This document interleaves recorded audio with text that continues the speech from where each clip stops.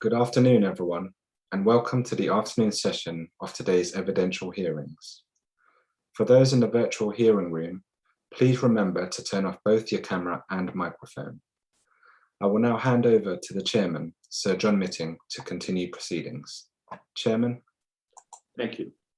As at the beginning of every evidential session, I'm afraid that a recording made earlier by me last year is going to be played. For those who are listening to it for the second time, I apologize. For those who are listening to it for the first time, I would ask you please to pay careful attention.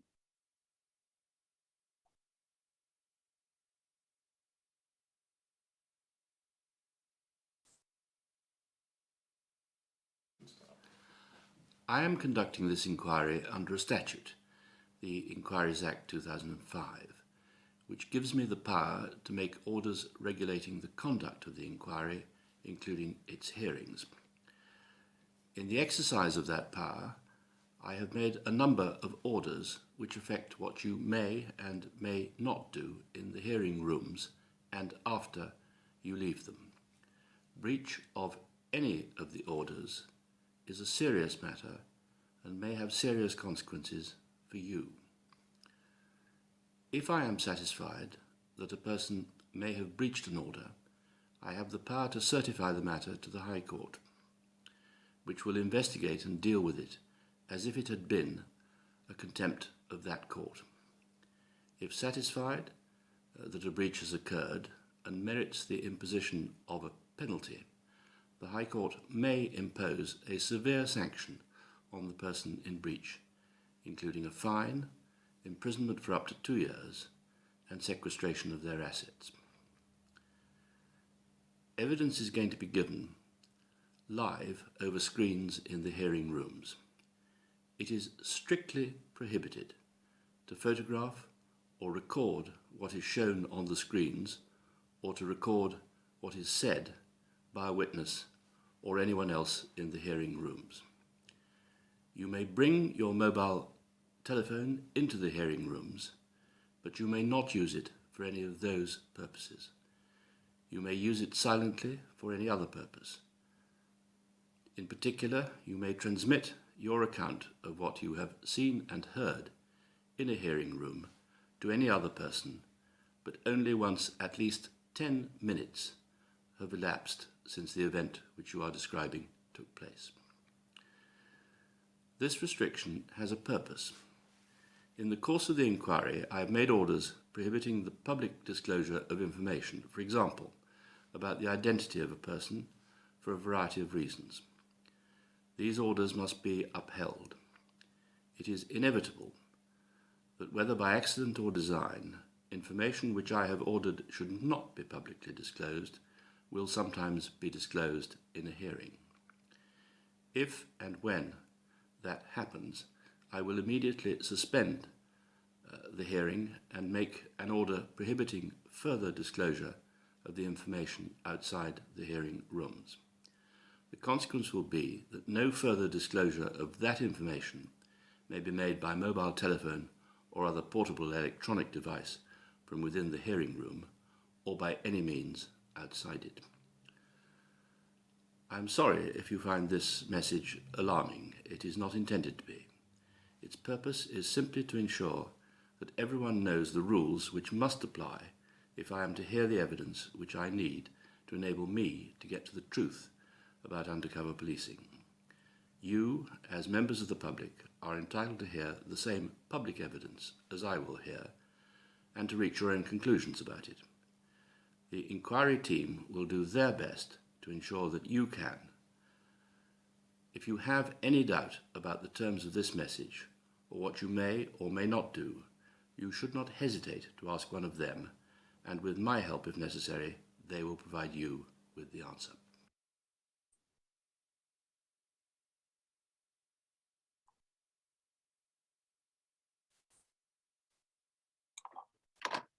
Ms. Wilkinson. Thank you, sir. Ms. Langford, are you able to come off mute and we can have a look at the next report? Thank you. All right. Thank you very much. We were just focusing on the Revolutionary Marxist-Leninist League, and you'd explained that that was a particularly small group of people who were reading more deeply into the theory and ultimately steering activities in other groups, and including how you could reach out to other affected groups. Is that what you were saying just before we broke for lunch? That's correct. Can we have a look at document UCPI 10567, please, behind your tab 20, sir. And we'll see this is a meeting dated in January 1971.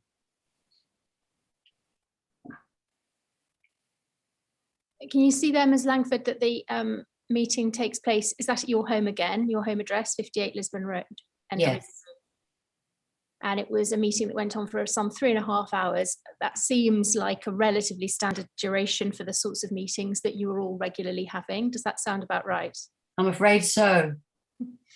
And you talk about this being a small group. There have been other meetings. I won't take you to the reports right now, but there are other examples of this group meeting in the pub where there are about 12 people meeting. On this occasion, there were 14 people present. Does that accord with your recollection of the RMLL's regular attendees?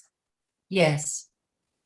And if we have a look right at the back page of this report, page 3, we can see that it's been signed off by HN45.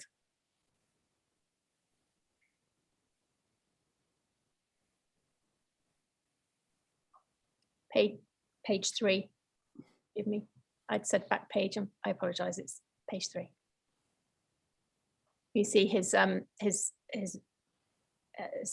cipher and rank appears there. So he was an officer who was attending at these meetings, and the fact that we have earlier reports regularly attending at these meetings of a small number of you, sometimes meeting in your home address for many hours. This meeting, if we go back to page 1, was to plan,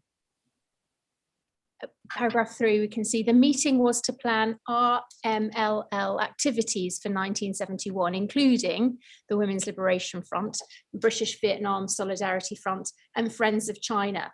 Is this an example of the RMLL effectively steering some of the activities of these other groups? That's correct. May I say something about the presence of Dave Robertson at the meeting? Yes. I find it very hard to believe that he was actually in the room, as he would not have been a member of that inner group. And however, I should explain that we had a system of candidate membership, which lasted for 6 months. And so there might have been somebody in the room who was a candidate member, but even that, I find, that would be stretching it. That the actual meetings of the RMLL would have really been restricted to full members of the RMLL. And so I was very surprised to see that he has identified himself as having actually been in the meeting. Well, on the face of the rest of this report, it's quite detailed. Yes. So obviously the information has come from somewhere. Yes. I was going to ask you this at another point, but I will raise it now. I think in your statement you recall him quite clearly, don't you, Dave Robertson? I do. And I think you referenced in your statement that he would come to your home quite frequently and that you would socialise with him. That's right. There would have been meetings of larger groups in our home, for example, BVSF meetings, which he would have been able to attend. But something that there were 1 or 2 meetings that were held where members of the public were able to come. They'd be more like study groups and things like that, rather than business meetings, so to speak. I'm going to come on to another example of a report where there's only 5 people present. It includes you, Mr. Manchanda, and at least 1 officer. Yeah. Again, a very small meeting. Absent their presence, on the face of it, they must have got this information. Well, they must have got this information from somewhere, and on the face of it, it's quite detailed, suggesting they were present in very small meetings at people's home addresses. Yes, I've noticed that in my witness bundle, and I'm very surprised at that. But I have been thinking about this, and we were being surveilled by other agencies, and I'm wondering, even possibly the room may have been bugged. Our phone was bugged at certain times. And perhaps when we come on to the meeting where the organisation split, that in particular was one where I thought the information was very detailed, and may have been as a result of some disgruntled members of the group who were being challenged over their misogyny, might have found a sympathetic person waiting in the pub to have a bit of a gossip. Yes, whilst you've expressed the surprise about Mr. Robertson, yes, knew him then being present. Can I just, whilst we deal with this topic, flick to a document that you exhibited, Ms. Langford, for our assistance? Yes, sure. Which is the document that he completed himself. Yes. When looking to join your group. It's UCPI 5034439, please. It's Exhibit 6 at the front of your bundle, sir. Tab 6.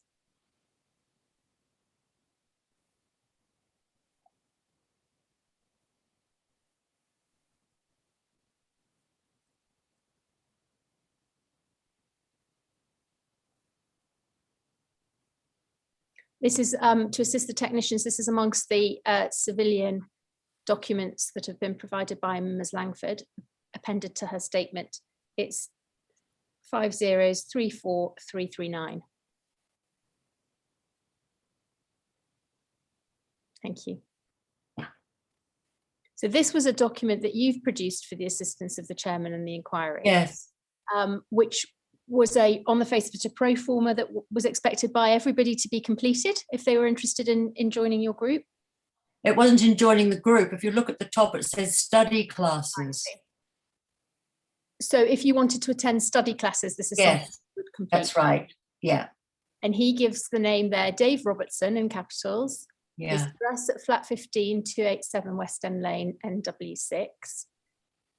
You ask what books or pamphlets by Marx, Engels, Lenin, Stalin and Mao Zedong have you read? And he writes Manifesto, the State.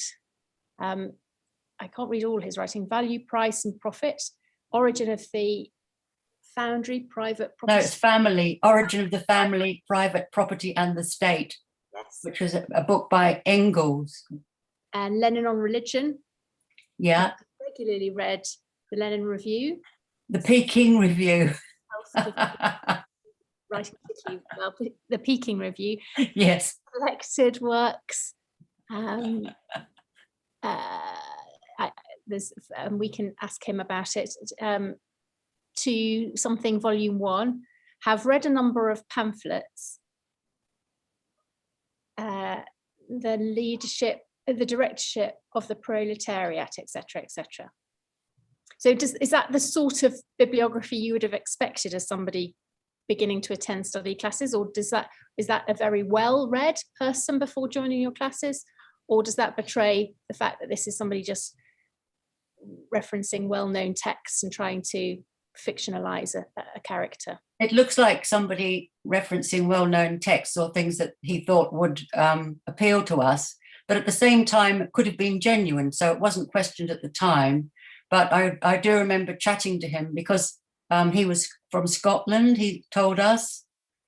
And I can remember we talked about issues of relevance to working class movements and so forth in Scotland, such as the revolt on the Clyde and things like that. And he didn't seem to know anything about that. So although that didn't immediately make us think he was undercover, it was something that sort of was put it in the back of our minds as something that, you know, we need to keep an eye on. And he references here, under the question, have you attended any Marxist-Leninist classes before, when and where? Yes, he says, 58 Lisbon Road, 1970 onward. Yeah. So does that indicate, Yeah. trying to suggest there, by spring 1971, that he had attended your home address before? Maybe he had come along to a meeting. I don't know whether he would have attended any classes before, because this was probably when we were just setting the classes up. So I don't quite understand why he's written that. We'll come on to you. Perhaps he was confused and thought that the meeting he was attending was a class.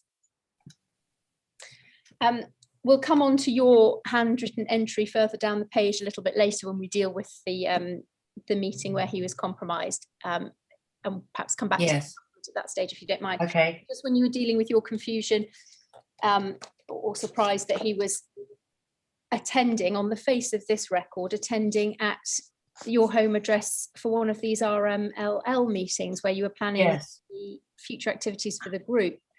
Can we just go back to that document, because there's quite there are a number of other aspects I'd like to draw out of it, if you wouldn't mind. UCPI 5010567, please, and that's still tab 20.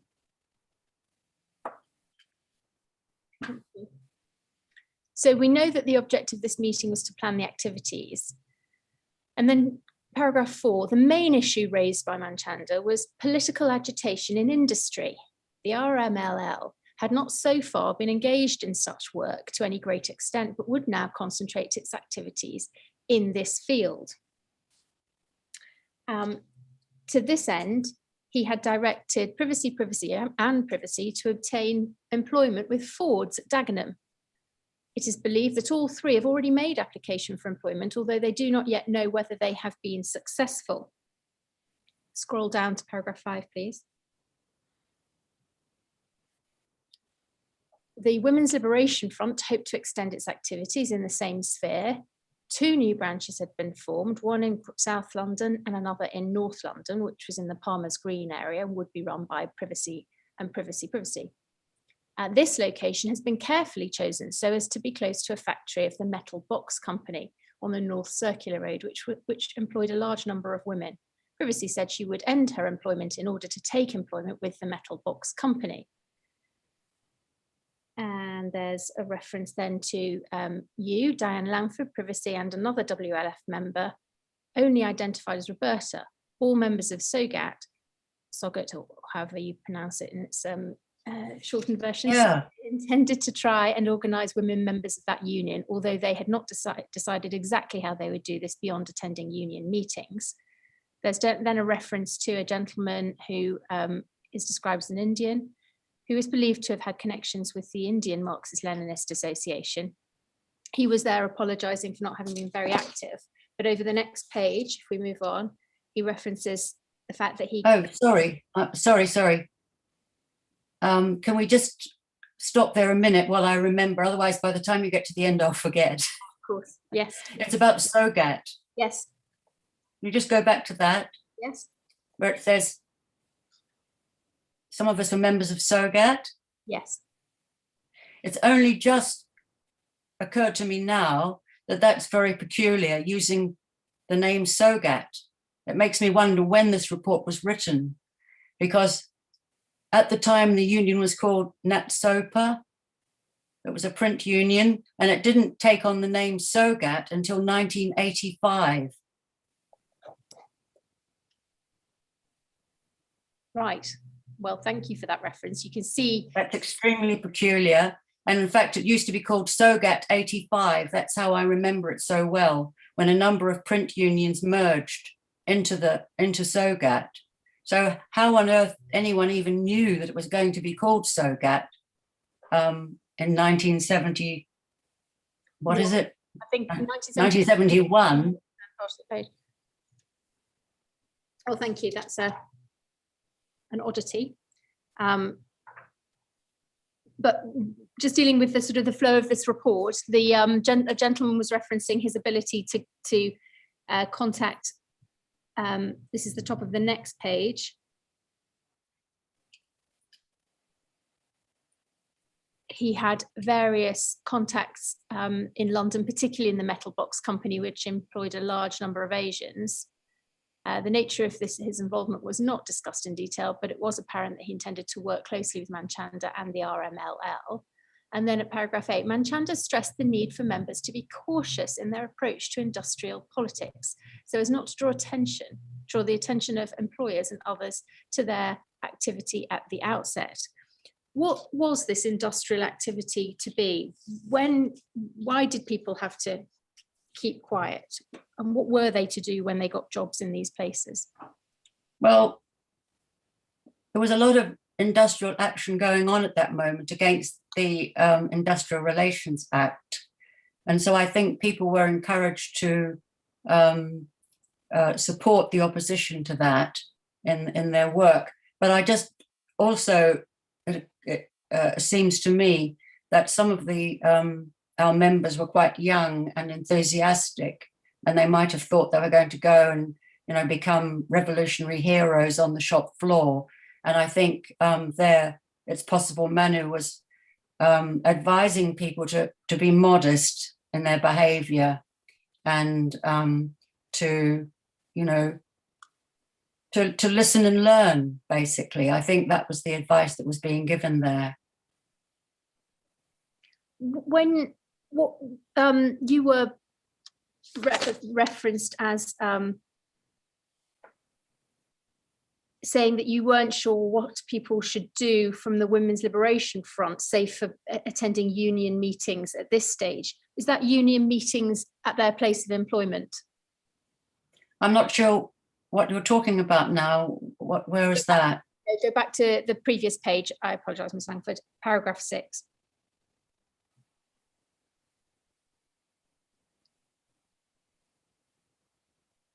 Diane Langford, previously, and another WF member, only identified as Roberta, and there's the reference to Sogat, said that they intended to try and organise women members of that union, although they had not decided exactly how they would do this beyond attending union meetings. And this is on the back of the top, which is, if I can entryism, that's perhaps the theme of what's being encouraged here, making sure that people who are sharing the political thinking are already embedded in the factories and the workplaces.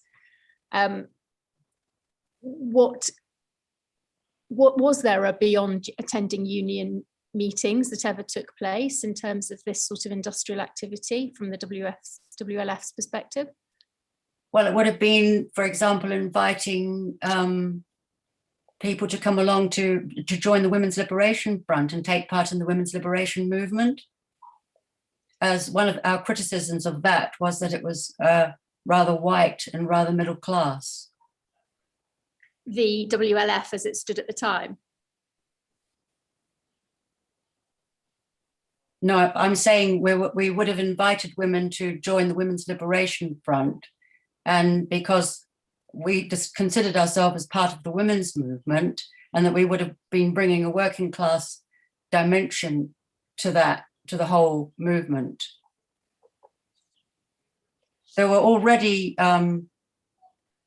some great women trade unionists who were doing work in unions, especially cleaners around May Hobbs, and of course later there was Grunwicks, but at this stage the Ford women who went on strike made historical contribution towards the winning of at least whatever was lacking in the legislation. At least it was a huge step forward for women. Yes, and that initial strike action had taken place in 1968, hadn't it, at Ford? So yes, a couple of years on from that, and yes, encouragement for 3 people to join Ford's as far as this thinking and this activity is concerned. Then can we next move on? This appears then, in terms of dating it, this report is January 1971, and there's reference to you expanding to have 2 new branches of the Women's Liberation Front. And we see within a month of this report that there's a new officer, HN 348, who used the cover name Sandra, who starts reporting. If we move to report UCPI 26988, tab 25, sir.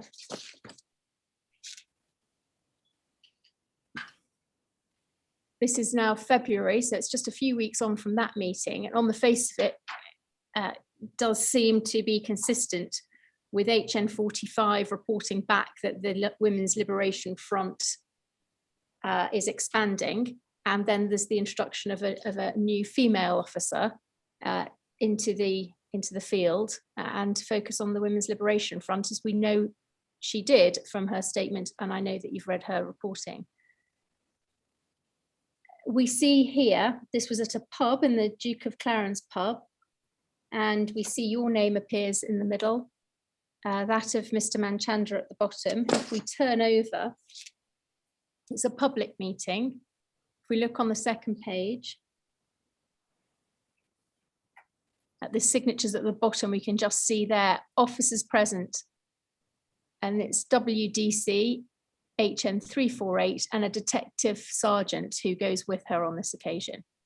Had it been 45, his cipher would appear there, so it's not him, somebody else joining a public meeting with her.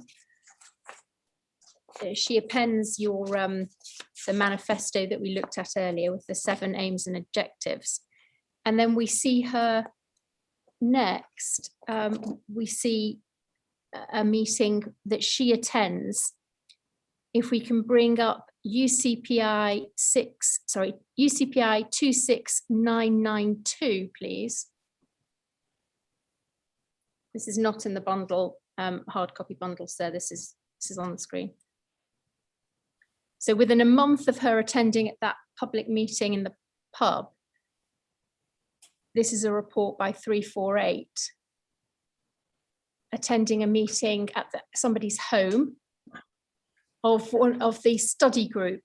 And is this an example of what you were talking about with the RMLL? Study groups were open for anybody to attend. Well, this looks like it was a study group organized by the Women's Liberation Front. Yeah. So it would have been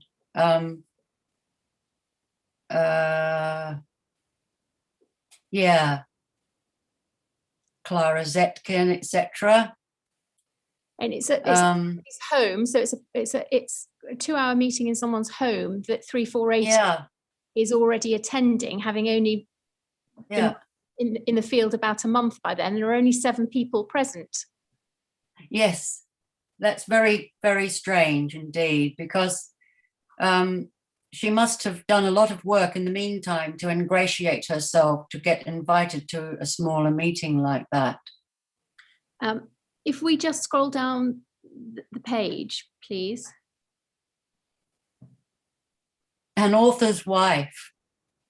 I don't remember seeing this about the author's wife. This wasn't in my bundle. No, because you're not actually present. Had you been present, had your name appeared, then it would have been in your bundle, Ms. Langford. So you're not actually. Yeah, I know who that was. That was John Arden and Margarita Arden. Okay. The playwright, John Arden, is the author, and the wife was Margarita Arden. I referenced this because I was trying to deal with how quickly 348 appears to have moved from attending public meeting into people's private homes, and was just wanting to understand whether that would have been an unusual feature, or would that be an invitation open to anybody who wanted to attend?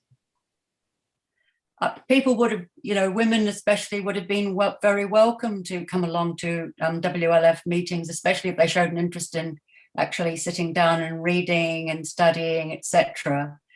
But I was surprised in reading that the material that was in my bundle, that she went from a public meeting into very more private meetings in a very short while. Just looking at the text of this meeting, you've referenced the fact that there was an author's wife discussing matters. That very last paragraph references that on Ulster, privacy, praised the recent actions of the IRA, which she describes as, quotes, a good way to start a revolution, quotes. Was that the author's wife who said that? It's unclear from the privacy redaction. It seems to be obviously somebody present at the meeting. The previous paragraph reads, this woman mentioned that she and her husband came from Southwest Ireland, where they had a house on a small and otherwise uninhabited island on a large lake. Yes. It would make sense if it was her continuing to say that. Yes. Would that view about supporting the IRA action and it being a good way to start a revolution have found favour with your group? No, it would not. I did explain earlier that our group was very opposed to anything like that was an individual, individuals engaging in activity that was not mass-based and was just to do, like individual acts of violence. We're very extremely opposed to that, and we're very, very careful to inculcate into people that it was through collective action that we could make progress, not in this way at all. Did you ever in fact meet anyone, to your recollection, from the Angry Brigade? I did not. But I do recall that at one particular time, there were women who were wearing badges supporting, I think, somebody who was either on trial or imprisoned. And I can't remember the name of that person, but I do recall seeing women wearing such badges at women's liberation conferences. In fact, HN 348 spoke in another report that there were lots of members of the Angry Brigade at the meeting, which was absolute nonsense and a misunderstanding on her part, because obviously members of the Angry Brigade would not go around with badges on their jackets saying that they were members of the Angry Brigade. But some women were wearing badges. In support of a trial of somebody or the imprisonment? Yes, I, as far as I can remember, that was the case. So an affiliation with the Angry Brigade may have been inferred from that sort of badge wearing? Yes. Thank you with helping with that. If we now move on, and I think this is the meeting that you were referencing earlier, a meeting in March 1971, where there are a number of features that are of concern to you. Can we have a look at UCPI 11741, please? Tab 28, sir.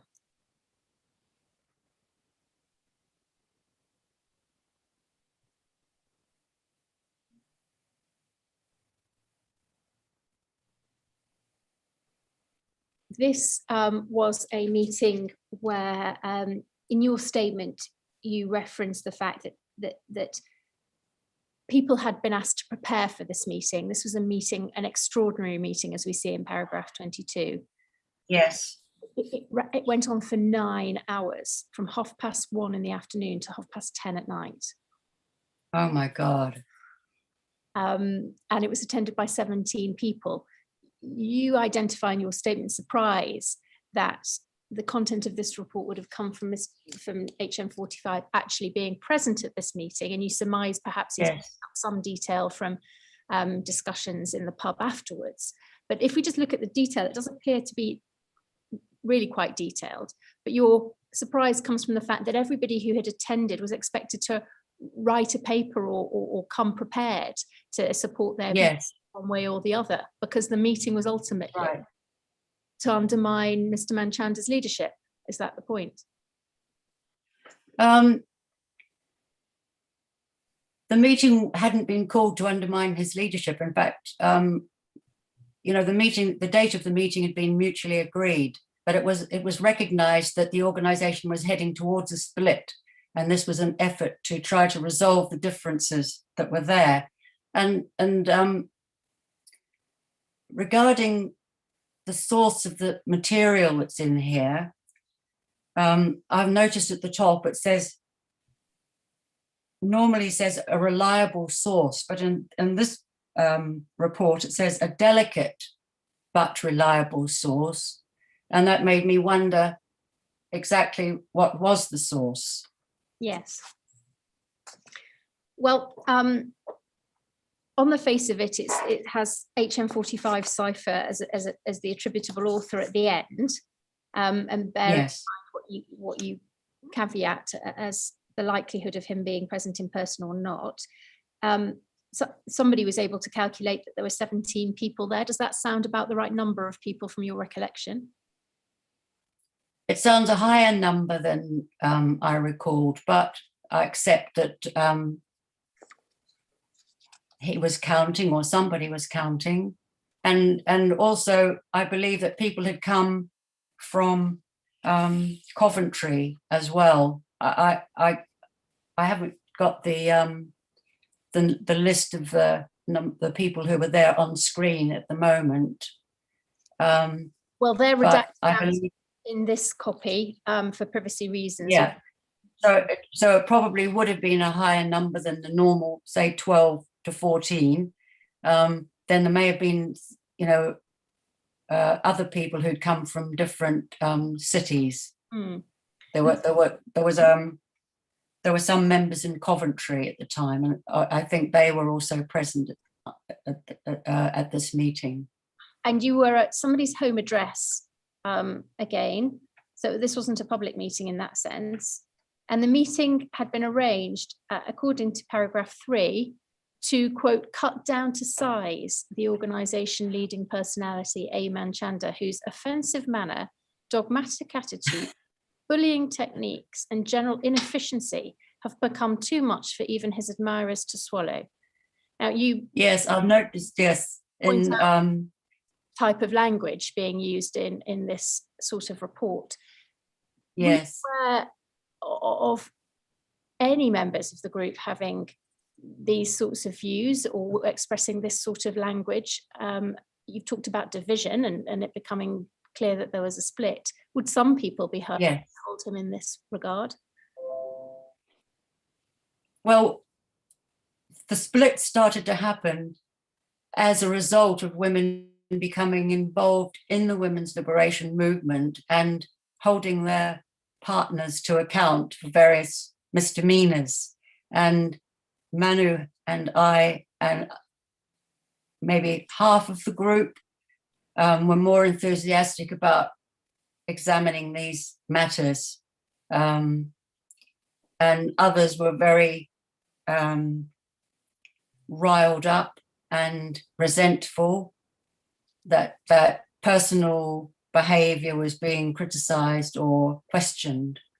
And so, yes, there were these sort of divisions there, but I felt throughout reading HN45's reports that he had almost an obsessive way of writing about Manu, his offensive manner, dogmatic attitude, bullying techniques, and general inefficiency has become too much even for his admirers to swallow. Well, I mean, that's just a totally subjective view of the author. And why on earth it would end up in a report that might possibly be going to box 500 is absolutely baffling. And cutting him down to size, etc. I mean, these are rather, all of these memories for me are very unpleasant and disturbing. Yes. And when I read HN45's reports and the way that he talked about Manu, his habit of something like insufferable anecdotes about the baby, etc., I feel, very disturbed. And it's such unpleasant stuff. It's not even about our politics. It's about our personal lives and It's so intrusive and nasty, so petty. The example I that just don't understand how it's got into a report from somebody, you know, that's supposed to be a serious operation. Surely. well, if I just highlight another couple of examples, if you are able to bear with me, Ms. Langford, of that sort of Sure. that attitude, if you can tolerate it. Yeah. Paragraph 5. I seem to have lost that report. We could just bring it back to the screen again, please. The reference was 5011741. Thank you. Thank you.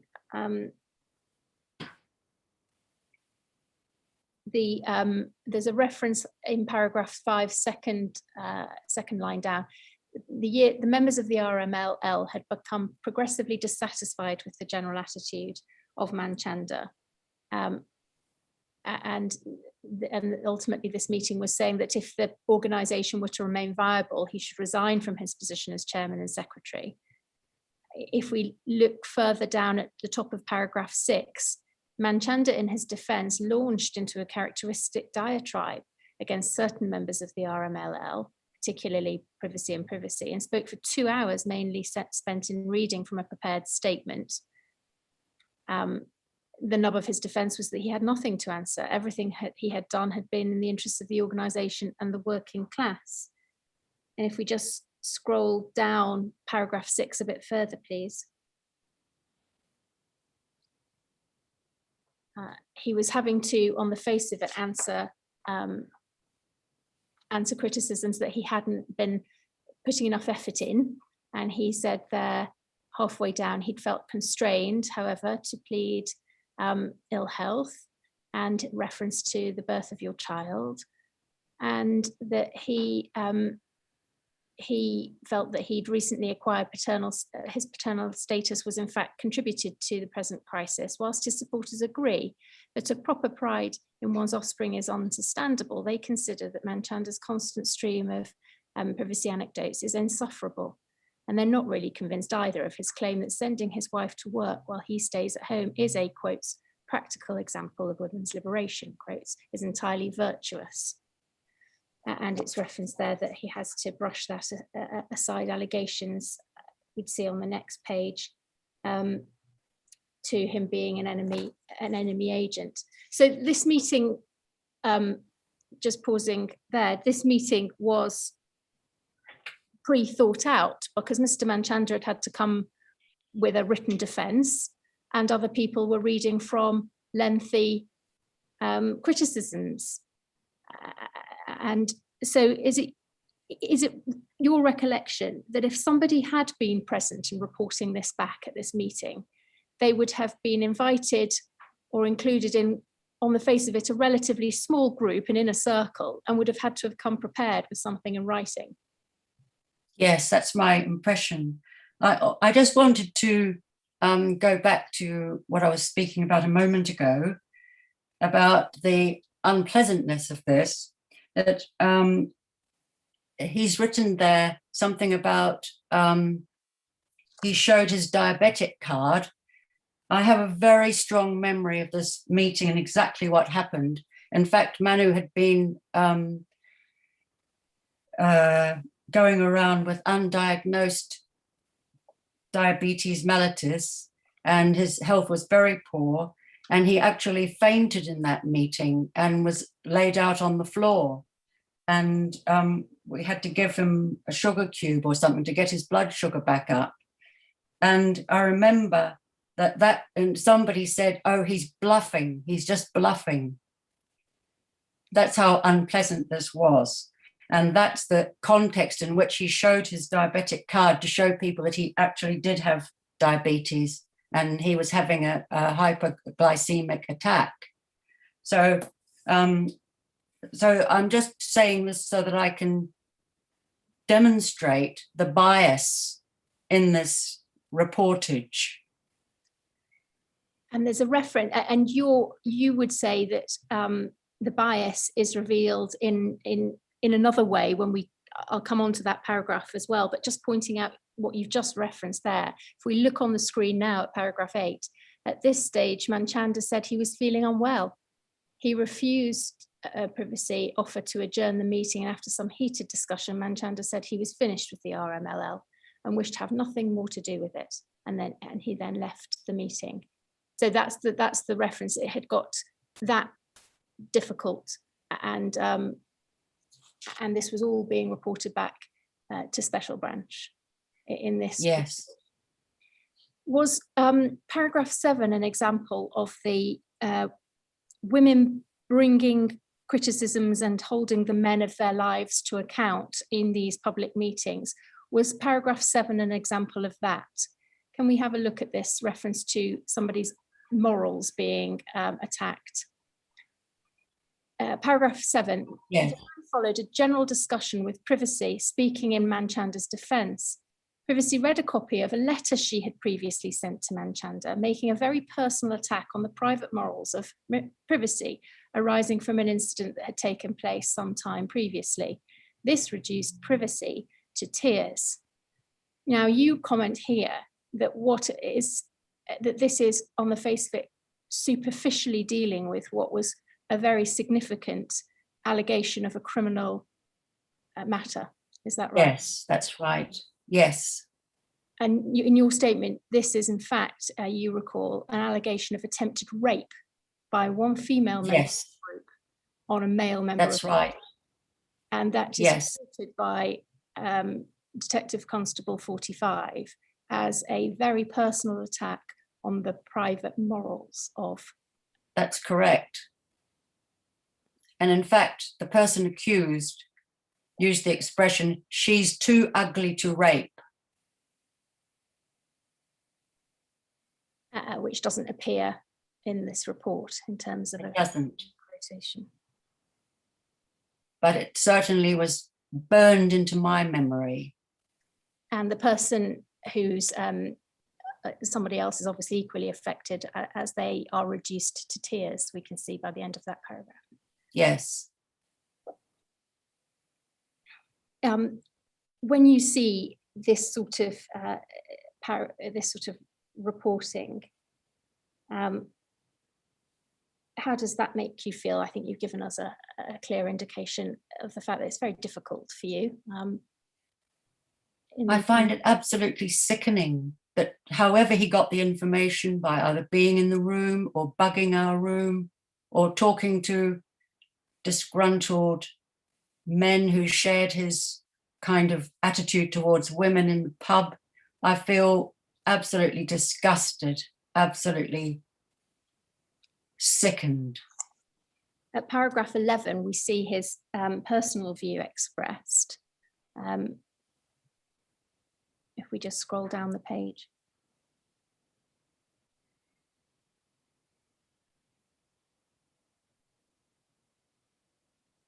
And he says there, the informant's personal view is that whether or not Manchanda is expelled, the damage to the RMLL is irreparable. Apart from Manchanda, there is no one with sufficient personality to hold the organisation together. And if his critics lose the Privacy Day, they have said too much for him to suffer their continued presence. So the ultimate output or take from this meeting was the continuation of the RMLL, how cohesive as a group it was, and that was what was effectively being communicated to Special Branch, that the chances of this being a viable group going forwards. And to do that, there have been 10 pages, 10 paragraphs of quite a lot of detail of private matters at a private home. Yes.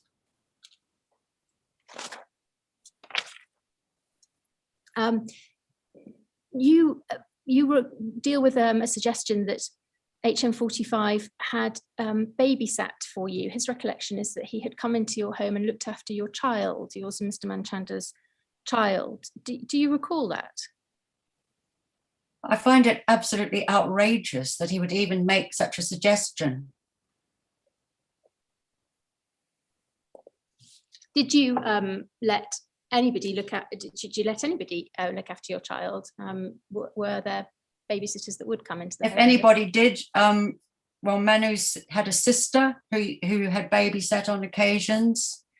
You know, there was another friend who used to babysit for us. And also when my daughter was able to get into a local nursery quite a young baby because of Manu's illness, when he was in hospital, we got a nursery place, and there was a young woman at the nursery who used to help with babysitting sometimes as well. But to your recollection, it wasn't the Scottish Dave Robertson. I just find it baffling, absolutely baffling. We would never let a young baby or someone we hardly knew. Certainly not. This effectively, now we see by this period in 1971, was effectively the end of Mr. Manchanda's leadership of the RMLL, and we see the outcome of this meeting at a later report. UCPI 10918, please. Tab 35, sir.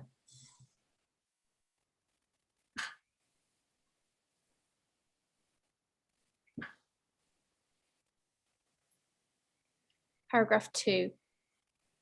The group has been reformed and will continue to be called the Revolutionary Marxist-Leninist League. Abhimanyu Manchanda, who was General Secretary, has been suspended from holding office, and his financial aid, i.e. his small weekly salary and assistance with rent and telephone bills, has been withdrawn.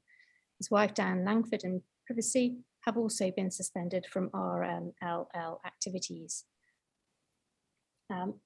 Again, to be in this sort of position, to have this sort of information, means that he must have been involved, must he, in voting on the outcome or involvement in influencing this group. Is that your surmised position? It would be. I mean, there wouldn't have been anybody who would have been in a sort of like a bystander role or neutral. That would be just not possible at all, because every you could say every supporter of one side or the other was you know, it had to be very clear, you know, whose side you were on, what stance you were taking in these discussions, and, you know, over the issue of misogyny, all of those things that we've already discussed a few minutes ago. At paragraph 4, do we see a change of direction in the absence of Mr. Manchanda's leadership? There's going to be a change of direction. Paragraph 4, prior to the split, membership of the RMLL was granted only after candidate membership of some 6 months had been satisfactorily fulfilled. And this was what you were referring to earlier, I think. Yes. This has now been abandoned in the hope of attracting new recruits. And the only requirement of membership now is that a person should be accepted by the other members together with a 12.5 weekly subscription.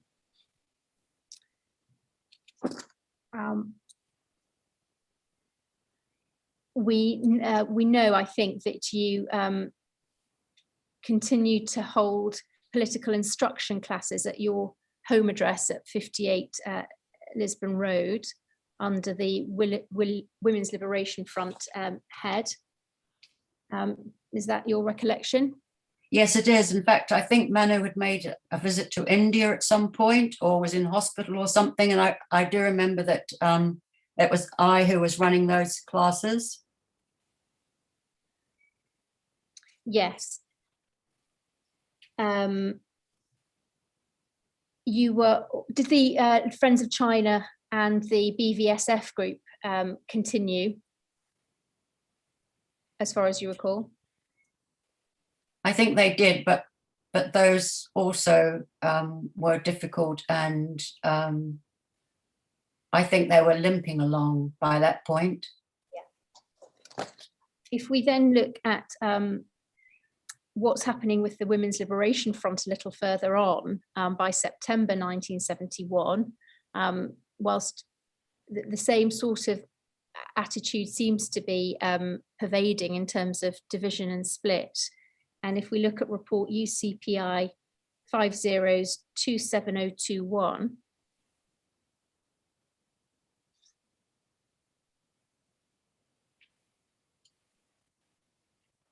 this is a committee meeting at a hall in Seven Sisters Road. 17 people were present. The meeting was chaired by Privacy, who opened reading a prepared emergency resolution. And this was effectively, in essence, her statement in response to a defeated resolution which had been presented by Privacy at an executive committee meeting 4 days earlier. Apparently, the defeated resolution had accused Privacy and Privacy of rank opportunism and sectarianism in having regularly produced the summer 1971 issue of Women's Liberation. Privacy's statement bitterly attacked you, Diane Langford, for having been negligent in her duties and of having ignored executive committee decisions. And ultimately, is this another example of division, internal division in your group, and ultimately a suspension of you and Mr. Manchanda, and I think another person we see at the top of the next page, from the Women's Liberation Front? Yes. Was that division, as far as you can tell, and the different of approach, was that down to undercover policing, as far as you can tell, or was that a natural development of thinking? It's very difficult to quantify because I don't know exactly the extent of the undercover policing that was going on. We don't really still know exactly how many undercover officers were actually involved, because I do question the deployment of HN 348 as being the only woman who had infiltrated the women's liberation movement, for example. But I think it would have been a combination of the two. Obviously, 1 or 2 votes would count in a meeting like that. And well, I think it was split down the middle. So there we go. And also we've already, just read the attitude of HN 45 and that he had clearly taken sides, you could say. Let's just have a look at paragraph 6 on this report to deal with numbers and voting. This resolution was passed. This is the resolution to suspend your membership and Mr. Manchanda's, was passed with 13 votes for, none against, and 3 abstentions. And you were then asked to leave the meeting, which you did. And we know that this was a report, if we look right at the bottom of this page, submitted by HN 348. So for her to be present and reporting in this meeting, she must have cast a vote. I imagine so, yes, especially as she was later elected, I think as treasurer. Yes, there's a reference to a report naming a Sandra, which was her cover name. Yes.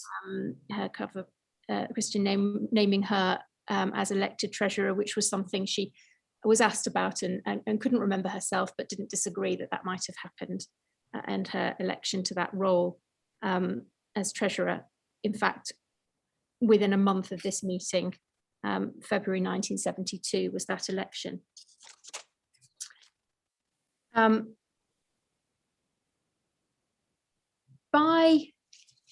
If I may, I'll draw a sort of broader context. I'm conscious that it's 1 minute to 3.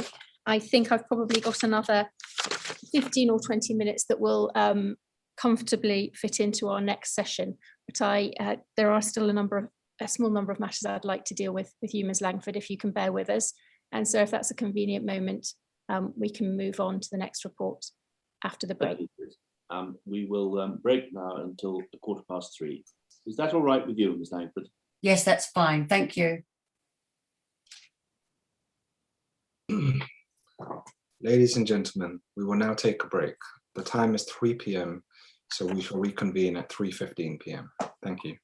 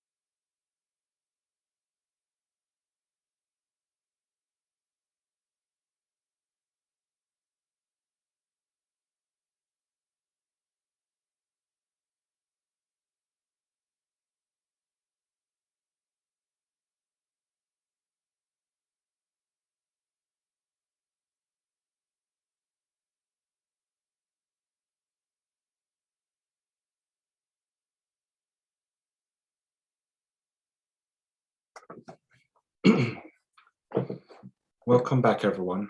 I will now hand over to the chairman to continue proceedings. Chairman.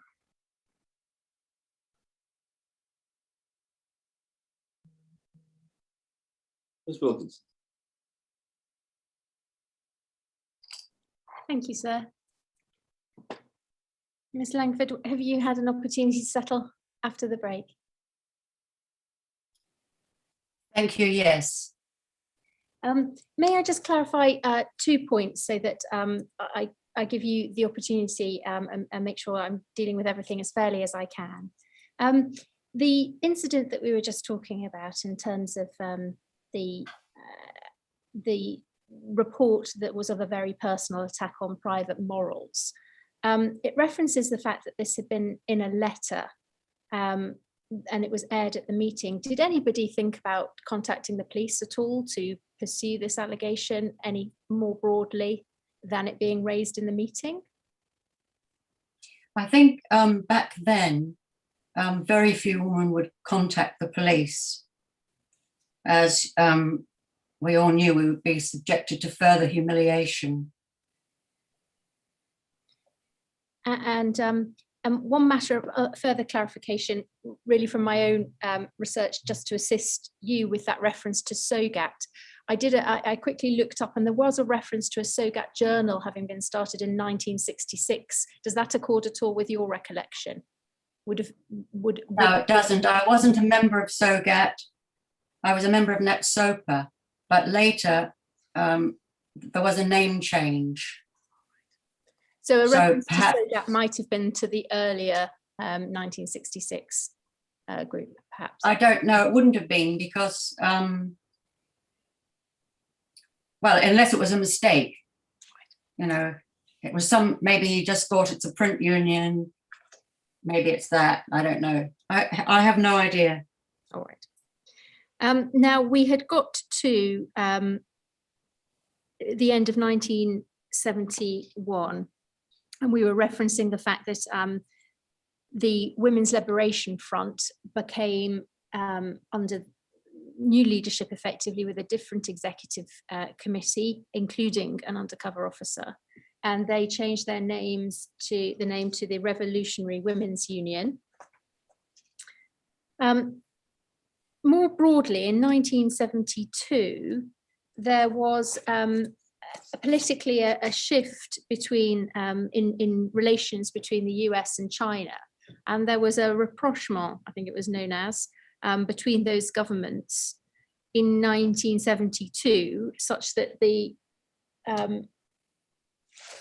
there was a recognition of a two-China policy, and the inauguration of President Nixon in early 1973 was deemed a helpful step on the political sphere. But we see in the reports that we have in early February 73 that you were still keen to campaign against that. And if I just ask you to have a look at UCPI 10247, please, behind tab 43.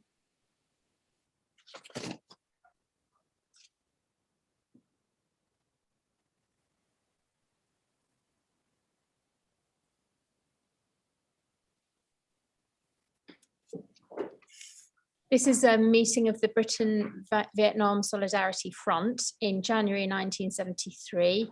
It's a private meeting. And the object of the meeting was to discuss arrangements made by the Indo-China Solidarity Conference at a meeting the previous night for the forthcoming demonstration against the inauguration of President Nixon on the 20th of January 1973. And the chairman of that group was Mr. Manchanda, and you're also present at this meeting. Help us with your view about the development in the relationship between the US and Chinese. Why were you having to demonstrate against his inauguration? Yes, Nixon's visit to China was part of the international recognition of China in its own right, and the general recognition that China needed to be a member of the international community and a member of the United Nations. So that was a symbolic meeting,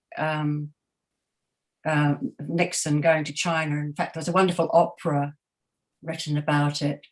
However, the United States policy of aggression overseas did not cease. And in fact, Nixon had launched the carpet bombing of Cambodia, hence the necessity to relaunch a form of solidarity with people of Indochina, not just Vietnam, but also Cambodia and Laos, which were under attack.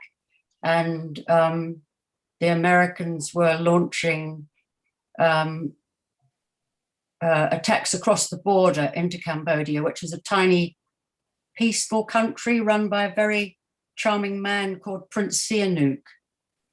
And in a very non-violent culture. Unfortunately, terrible things happened. The Americans carpet bombed that tiny country, and probably most of the bones that were found in the killing fields were as a result of that American bombing. Hence, we carried on with our opposition to President Nixon. And we see in the rest of that meeting arrangements being made. This is an example of a very small group of people being present. If you just move on to the next page, please.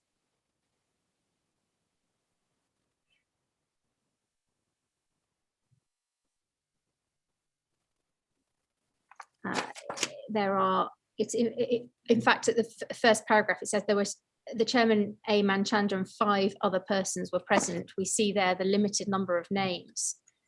And this is a report, if we look at the last page, on page 3.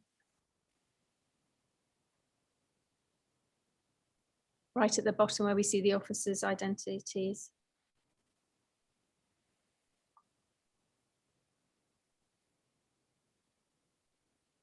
Right at the bottom of this page, please, thank you. We see certainly the contributors of this report appear to be 2 officers, Jill Mosdale and HN45. And so again, this is another example of undercover officers being part of very small groups of activists influencing steps and demonstrations that were to take place. Yes, I'd like to first of all comment about, you would have noticed the name Digby Jacks. Yes. There. Yes. I believe he was the president of the National Union of Students at the time. And so obviously that was a meeting to coordinate a demonstration, probably to try to estimate or, you know, how many people would be each group would be contributing to the demo, and possibly to decide the order of the demonstration, who would march in the front, you know, things like that.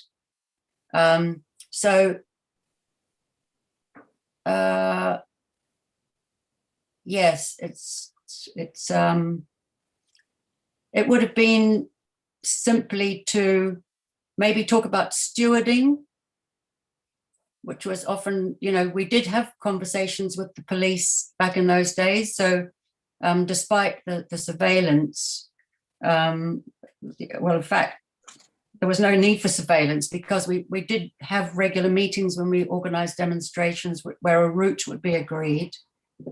The order of the march would be agreed, and that we would tell the police how many stewards we would be able to contribute, etc. Just help us with the notion of this meeting. If there were few of you, sort of 4 or 5 people sitting around, 5 or 6, how likely is it that somebody would say nothing at all and just sit there? That's highly unlikely. Obviously, this was a crucial meeting to decide probably maybe the route of the march, or to decide to have a meeting with the police to decide about the route, to agree a route, It looked to me like a meeting that would have been very much focused on the organisation on the day. Thank you. Can I deal now with two more matters that you particularly raise in respect of HN 45? First, there is a matter to do with the Banner bookshop. There's a report in your pack. I don't think we need to turn it up. It's a reference, a report about Banner Books in 1970. Let me just get the date. 1972, and on the face of other documents, HM 45 ends up establishing a link or at least a job in Banner Books. It's a bookshop in Camden, and you're keen to understand why there isn't reference by HN 45 to a fire that took place ultimately, and you recall that somebody died in a fire. Is that right? That's my recollection. I think we will raise that matter with HN 45. As far as you're concerned, that was a bookshop in Camden run by a gentleman, Mr. Beeger.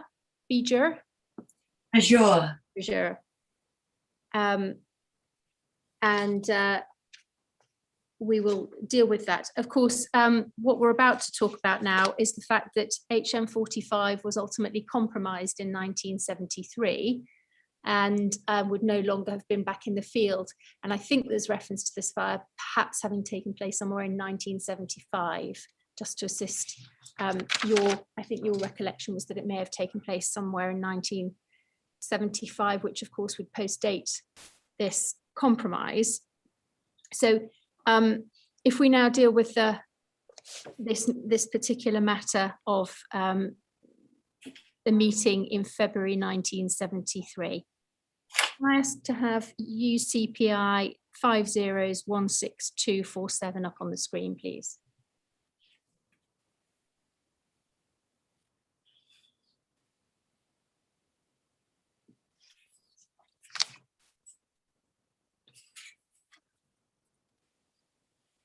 Now, this is a report dated the 9th of February. And let me just get the tab reference for the chairman. It's tab 45, sir. It's a report dated the 9th of February about a meeting that had taken place on the 6th of February at the— Sorry, can you make that slightly, could you make it slightly larger if possible? Yes, thank you so much. Just a little bit, that's perfect, thank you. It was a meeting at the Clare Market building, Houghton Street. Is that part of the LSE university buildings? Yes, it is. And it was a meeting between 7:30 and 9:30 p.m. And it was of the Indochina Solidarity Conference. About 60 people were present, and there was a joint chairmanship of the meeting. If we can just scroll to the end of this report, please.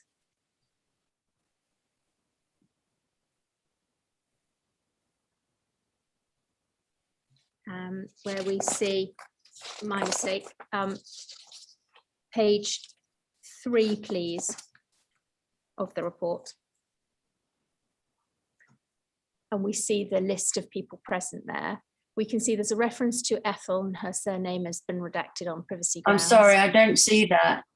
I'm not looking, I can't see that at all. Oh, can we make it a little bigger, please? Oh, I see now, yeah, I see. Thank you. Yes.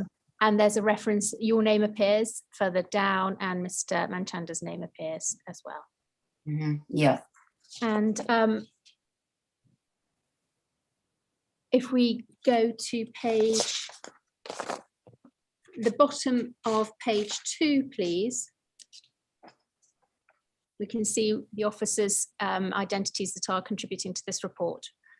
So it's been submitted to the Chief Inspector HN 294, and it has HM 45 cipher and a WDC Jill Mosdale's name written there as well. You first wrote about an incident to do with the compromise of Dave Robertson as you knew him, in a Yes. memoir that you published as a blog in 2015. And in your witness statement, you referenced the fact that that was based on contemporaneous notes, your blog. Is that right? Yes. Yes, it is. Do you still have those contemporaneous notes? No, I do have a lot of leaflets and stuff like that. But what happened was, after Manu's death, he left a huge amount of like an archive. And I had to go through all of that. Mostly my motive for doing that was to collect material that he'd inherited Claudia Jones's papers. So I had like a double task of removing all that so that it could be archived. And I eventually took that to the Schomburg in New York. However, amongst the papers, I found the document that we saw earlier, which had been signed off about the literature that he'd read, etc. So I had found stuff like that, and I had found notes that I'd made in notebooks and diaries and stuff. I had the intention of getting rid of a lot of these papers, and in 2007, I wrote a dissertation at the University of Kent entitled "The Manchanda Connection," in which the same description is incorporated. So once I'd written it, I did get rid of a lot of the contemporaneous notes that I'd kept. In fact, I wrote it with the objective of getting rid of a lot of papers that I had and consolidating them into a memoir. And that's what I did. So I'm very confident that what I remember and what I wrote is entirely accurate. Thank you. And in fact, you reference the contemporaneous, one of the documents that you have supplied to us, which was, you say, contemporaneous at its time, which was that document we saw earlier on today, UCPI 5034339. Yes. And you wrote, and there's a manuscript entry on that, referencing the fact that this man was found to be a policeman. That's correct. And that, just helping us, there are some sticky notes written over, yes, stuck on over part of Ethel's fuller name. Is that what you've done to supply it to the inquiry? I did. I have to say that when I was first contacted by someone from the undercover policing or undercover research group, I at first refused to get involved because of my anxiety about my friend being possibly re-traumatized by being approached by either the research group or by, later on, I thought, by yourselves as well. And I've been very anxious about protecting her identity. Well, we're not revealing her surname, and neither are you, but reference to the first name, I think, is useful so that everybody understands who we're talking about. And certainly it was the name that you were happy to help. I did, yes. And certainly is in the blog in 2015. So if we deal with it on that basis, then yes, hopefully that will be a sufficient basis. Help us with your recollection of the events on that evening, on the 6th of February 1973. You'd attended with Mr. Manchanda and Ethel, and it was a meeting that appears to have been about organising demonstrations outside the Saigon government embassy. What do you recall happening? Tell us what took place in terms of what Ethel said to HM45 and what you saw took place. Yes. First of all, I want to make it absolutely clear in everybody's mind that Ethel was not an activist. She was a workmate and someone I socialized with after work and so on. We can take this report down now if that's so we can concentrate on Ms. Langford. Thank you. Yeah. Yes. And I remember that Ethel had asked me if I'd like to go for a drink after work, and I told her I was going to this meeting. And she expressed some interest in it and came along. And while we were sitting waiting for the meeting to start, Dave Robertson came into the room. And my recollection is we seemed to be facing like a sort of a double doors beside the podium where the speakers were sitting, waiting to start. And he came towards us and he took Ethel by the wrist and said, "We need to talk outside." At that point, I'd already have suspicions about him as to whether he might be undercover, because he told us two separate undercover stories. One that he was working for the Tatty Bogle, a club in Soho, I believe, and the other one that he was working for a car hire firm, as we were suspicious as he was always driving different cars.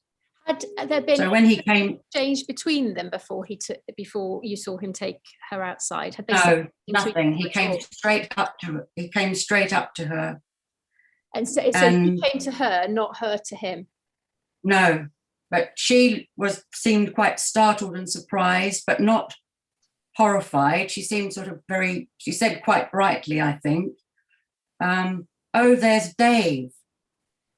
And she didn't say anything further. And he came quickly over to her and sort of got hold of her by the wrist, I believe, and kind of took control of her physically, not necessarily, not in a brutal way, but that way that sometimes overbearing men can do, of sort of pulling you to your feet or something. And he said, "We have to talk outside." And he, still holding on to her, led her out of the room. And I didn't hear her say the words that Dave Robertson has said, that, "Oh, Scotland Yard have come." I didn't hear anything like that. I was very sort of bewildered and worried because of my anxiety about him possibly being undercover. But at the same time, I didn't know what their relationship was. It seemed like the sort of behavior that you would only, have the sort of way of touching somebody that you would do with someone you knew very well and felt sort of in control of. So I was wondering what on earth is going on. Did you Obviously, see in her this again that record- evening? No, Did you see him again that evening? no. Did you go for the drink? If you were expecting to go for a drink with Ethel, and this meeting was happening instead, did you ever have the drink? I know we came straight from work and went to the meeting, and I don't remember what time our work finished, probably at 6, and the meeting started at 7:30. So we might have gone to the pub on the way to the meeting. But after the meeting finished, I went home and I was worrying about, Ethel, and I thought I didn't have her home phone number. So I was just sort of feeling anxious until I got to work the next day so I could ask her what on earth was going on with Dave. And she was very, she didn't want to talk to me. And, I kept asking her what on earth is happening, can you tell me? And she said, "I can't talk about it." And then after a few days, maybe a week, she then said to me, "We need to talk." And we did go for a drink. And she told me that Dave Robertson, she knew from her, he was a neighbour in the flats, and that people in the flats knew that that this was a police house or a police flat.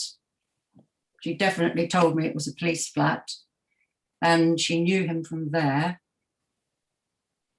And that he had told her if she conveyed to myself and Manu that he was undercover, something nasty would happen to her family in Ireland.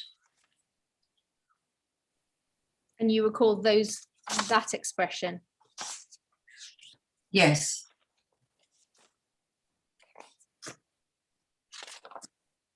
Where did you work together at the time? You said she The Daily Mirror. You were both working there at the Daily Mirror together. Yeah.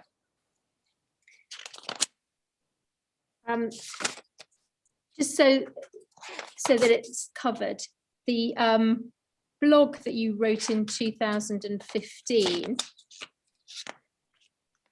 I'm just trying to find the specific reference. References this incident, as I mentioned. It doesn't mention there how she came to know him, rather that she mentions what she said to you a week or so later about the police, about the threat and her family. Is the reference to your handwritten note on the page that we saw earlier, when was that written? I believe that was probably written in 2007 or, sorry, 2007 or 2015. I don't know which. It would have been when I had the idea of archiving things in my mind so that I wouldn't forget, not that I would forget that, but I was sort of marking up papers that I had. Did you give Ethel any advice after what she told you? I asked her to let me know if she saw him again, and she told me that she hadn't seen him since the meeting either, I believe. So I couldn't give her any advice. I don't know what advice I could have given her. It's not the sort of thing you go to the police about and say, hey, a policeman's threatened me. And did you see him again? Never.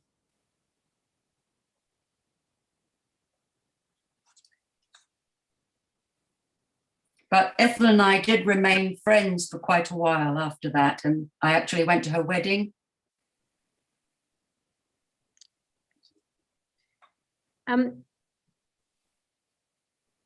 Ms. Langford, you have pointed to, during the course of your statement, a number of examples of the use of language which you consider reflects a sexist and racist attitude at the time, and those and are homophobic. And homophobic. In the reports that you have seen, and you have clearly set those out in your witness statement, and you'd like to hear an explanation for some of the language used in those reports, if an officer is able to deal with that, and we will certainly use some of those examples. But can I now deal with the overall impact of your discovery of this extent of policing and the reporting on your life? You deal with this at your paragraph 269 to 271 of your witness statement, where you reference your shock and being repelled by the racist and homophobic and misogynist language that you see in the reports. And you reference a sense of violation when reading the reports, guilt for unknowingly allowing HN 348 to spy on the women's liberation movement, and a feeling of being gaslighted. In particular that a woman who you trusted had violated your family space when you were just trying to improve conditions for women's lives generally through the Yes. and your work. That is a very clear and frank explanation of your feelings. Is there anything beyond that that you would like to identify in terms of the impact that the discovery of undercover policing on yours and your then husband's life had on you? Well, I felt very anxious, and I feel very anxious, as I said before, about the identification of Ethel. My anxiety was such that I feel even now somebody could approach her and threaten her. So there was that underlying anxiety, but also the impact of having to go through all those reports and read those vile remarks, I found really debilitating and has taken a toll on my health and well-being. But I've also felt extremely upset that the suggestion's been made that we shouldn't judge these comments and prejudices by today's standards, because in fact, whose standards are we talking about? People have different standards. I feel that on one side there is the sort of people who, to my mind, are like the Stasi, who were spying on us, and who may have even encouraged people to spy on each other, like the Stasi did, and to act as informants within our organizations. I feel disgusted that people are being expected to accept that the standards of today are any better than the standards of the past. And in fact, in some respects, the standards of the past were much better, because it shows that the bias of the attitudes that we're supposed to forget about Claudia Jones, Martin Luther King, Dag Hammarskjöld, James Baldwin, Paul Robeson, Langston Hughes. All those people were alive and active at that time. They weren't disgusting racists and homophobes. So, I mean, we had the Universal Declaration of Human Rights. These were established standards of the day. I can't imagine anybody sitting down who's in an establishment position today and writing the Universal Declaration of Human Rights. So I feel very let down, and feel that things have been going backwards. And hence I have very profound feelings of disappointment in the inquiry about the issues which I raised in my witness statement regarding anonymity and so forth. I find it very distressing and really cynical and hypocritical that I've been asked about the issues of violence when we're living in a society where people are still being killed because of the color of their skin.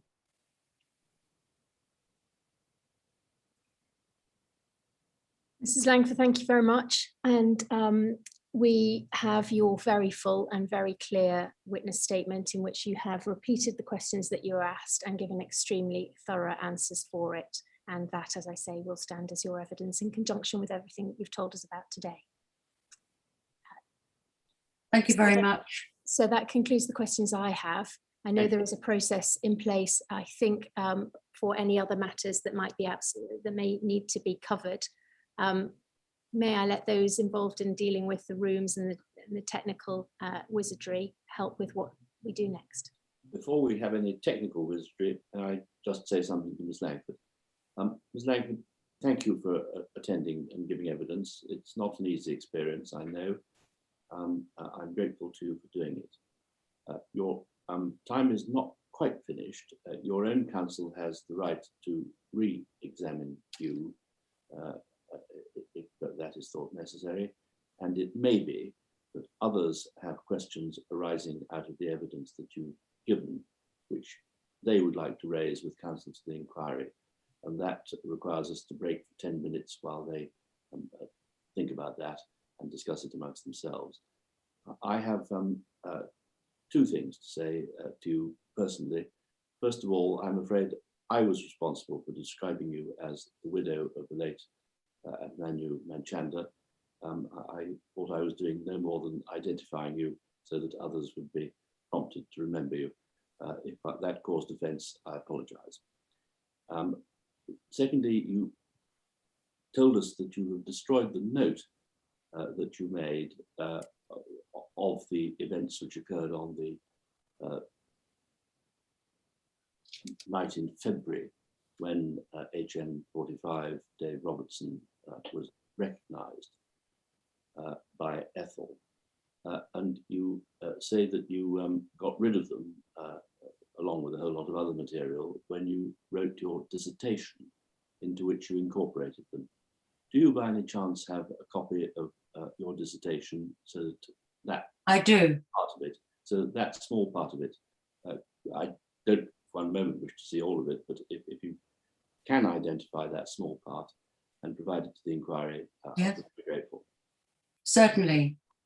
Thank you. We'll all now break for 10 minutes. I'm so sorry, we went, first of all, is it Ms. Kaufman? We'll ask you questions which have arisen out of the evidence that you've given by way of re-examination, if she has any. I think it's Ms. Kaufman, isn't it? Or have I misidentified your counsel? Yes. It is Ms. Kaufman. Yes, yes. Oh, indeed it is. Yes, I'm so sorry, I didn't quite catch what you said there, sir. No. Was it your intention that if I have any re-examination, I ask questions now, or I do that in light of any questions that might be asked by any of the other parties? I'm very much in your hands. You may take whichever course you prefer. I'd rather see whether or not any further questions are going to be asked by any other core participants, and then to wrap up, as it were. Certainly, we'll do that. And in that event, we will break for 10 minutes to let them raise anything that they may wish to. We'll All right. 10 minutes. Thank you. Good afternoon, everyone. We will now take a break. The time is 3:50 p.m, so we shall reconvene at 4 p.m. For those in the virtual hearing room, please remember to join your breakout rooms. Thank you.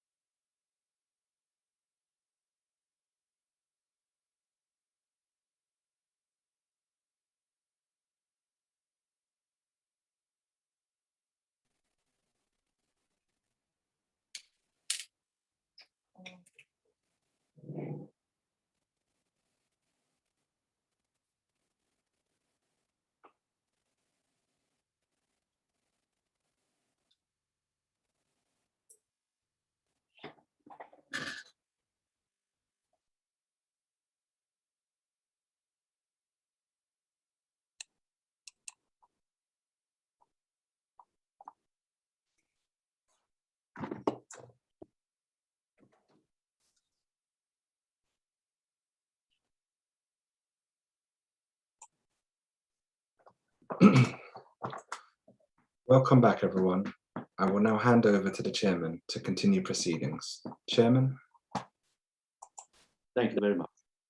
Ms. Wilkinson, can I ascertain whether there have been any questions asked of counsel to the inquiry which may be put to Ms. Langford before Ms. Kaufman re-examines? No, there haven't. So we've had no communications in that front.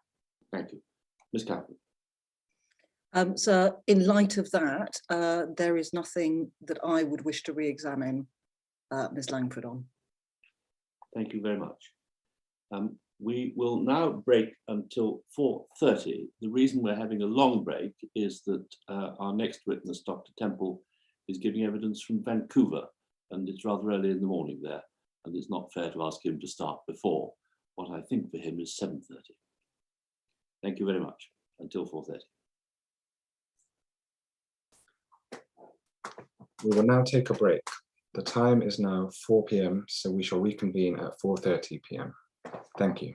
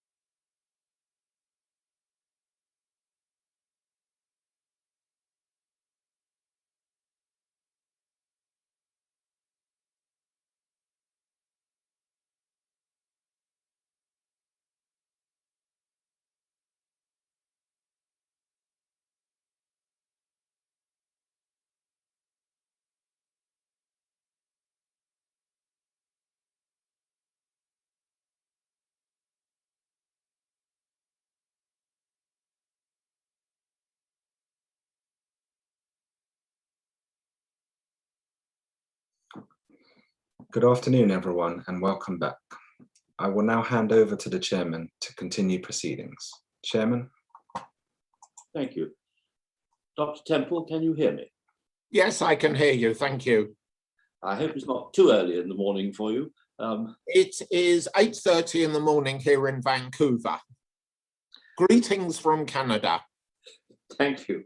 And thank you for providing a witness statement to the inquiry and for agreeing to give evidence. I don't know whether you wish to be sworn or to affirm. Affirm. Then may that happen now, please.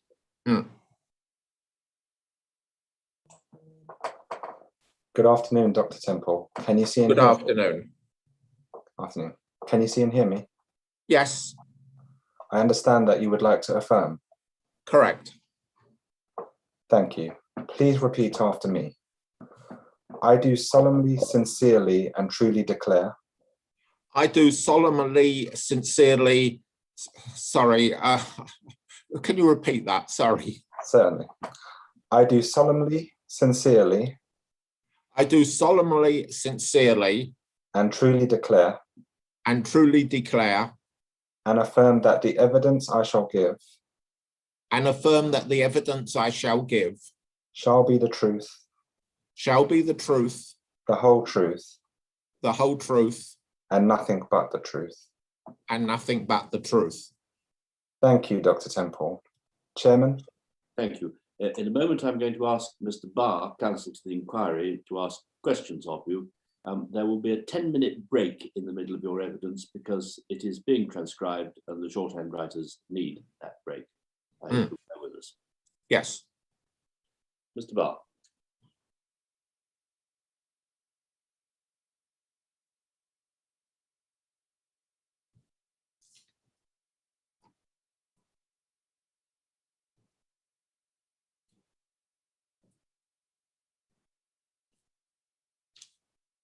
We appear to have a momentary hitch. I hope it's only momentary.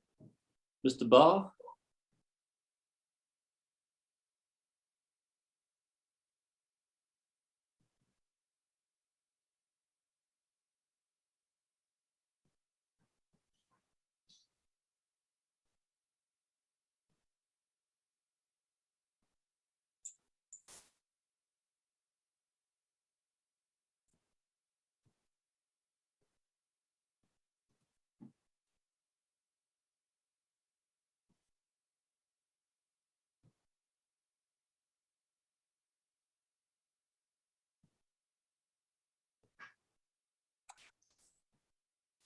Second junior in counsel to the inquiry has fixed it. I'm very grateful to him.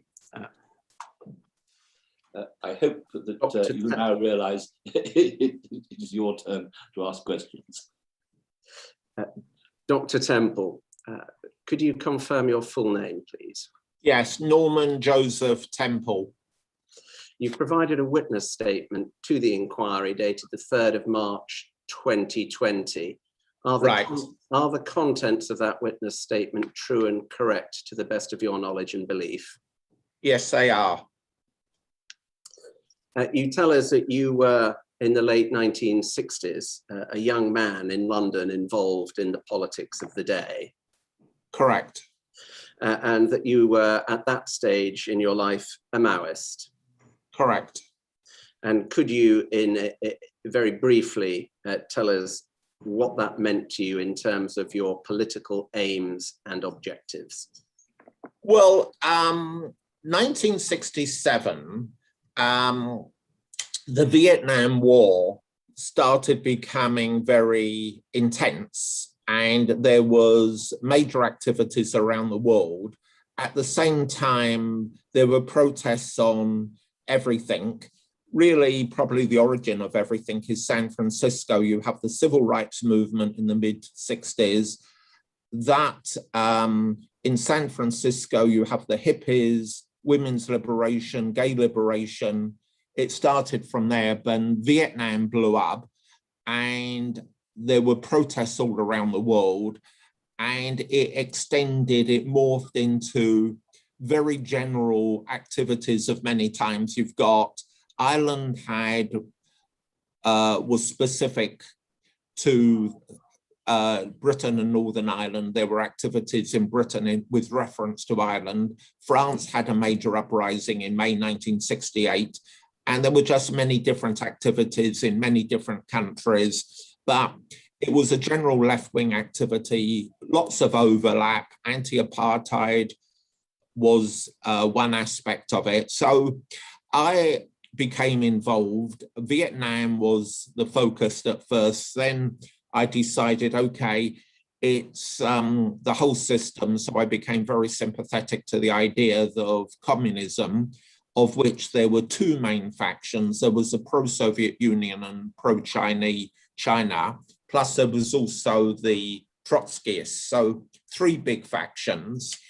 I oriented towards the pro-Chinese, or Maoists as they were sometimes referred to.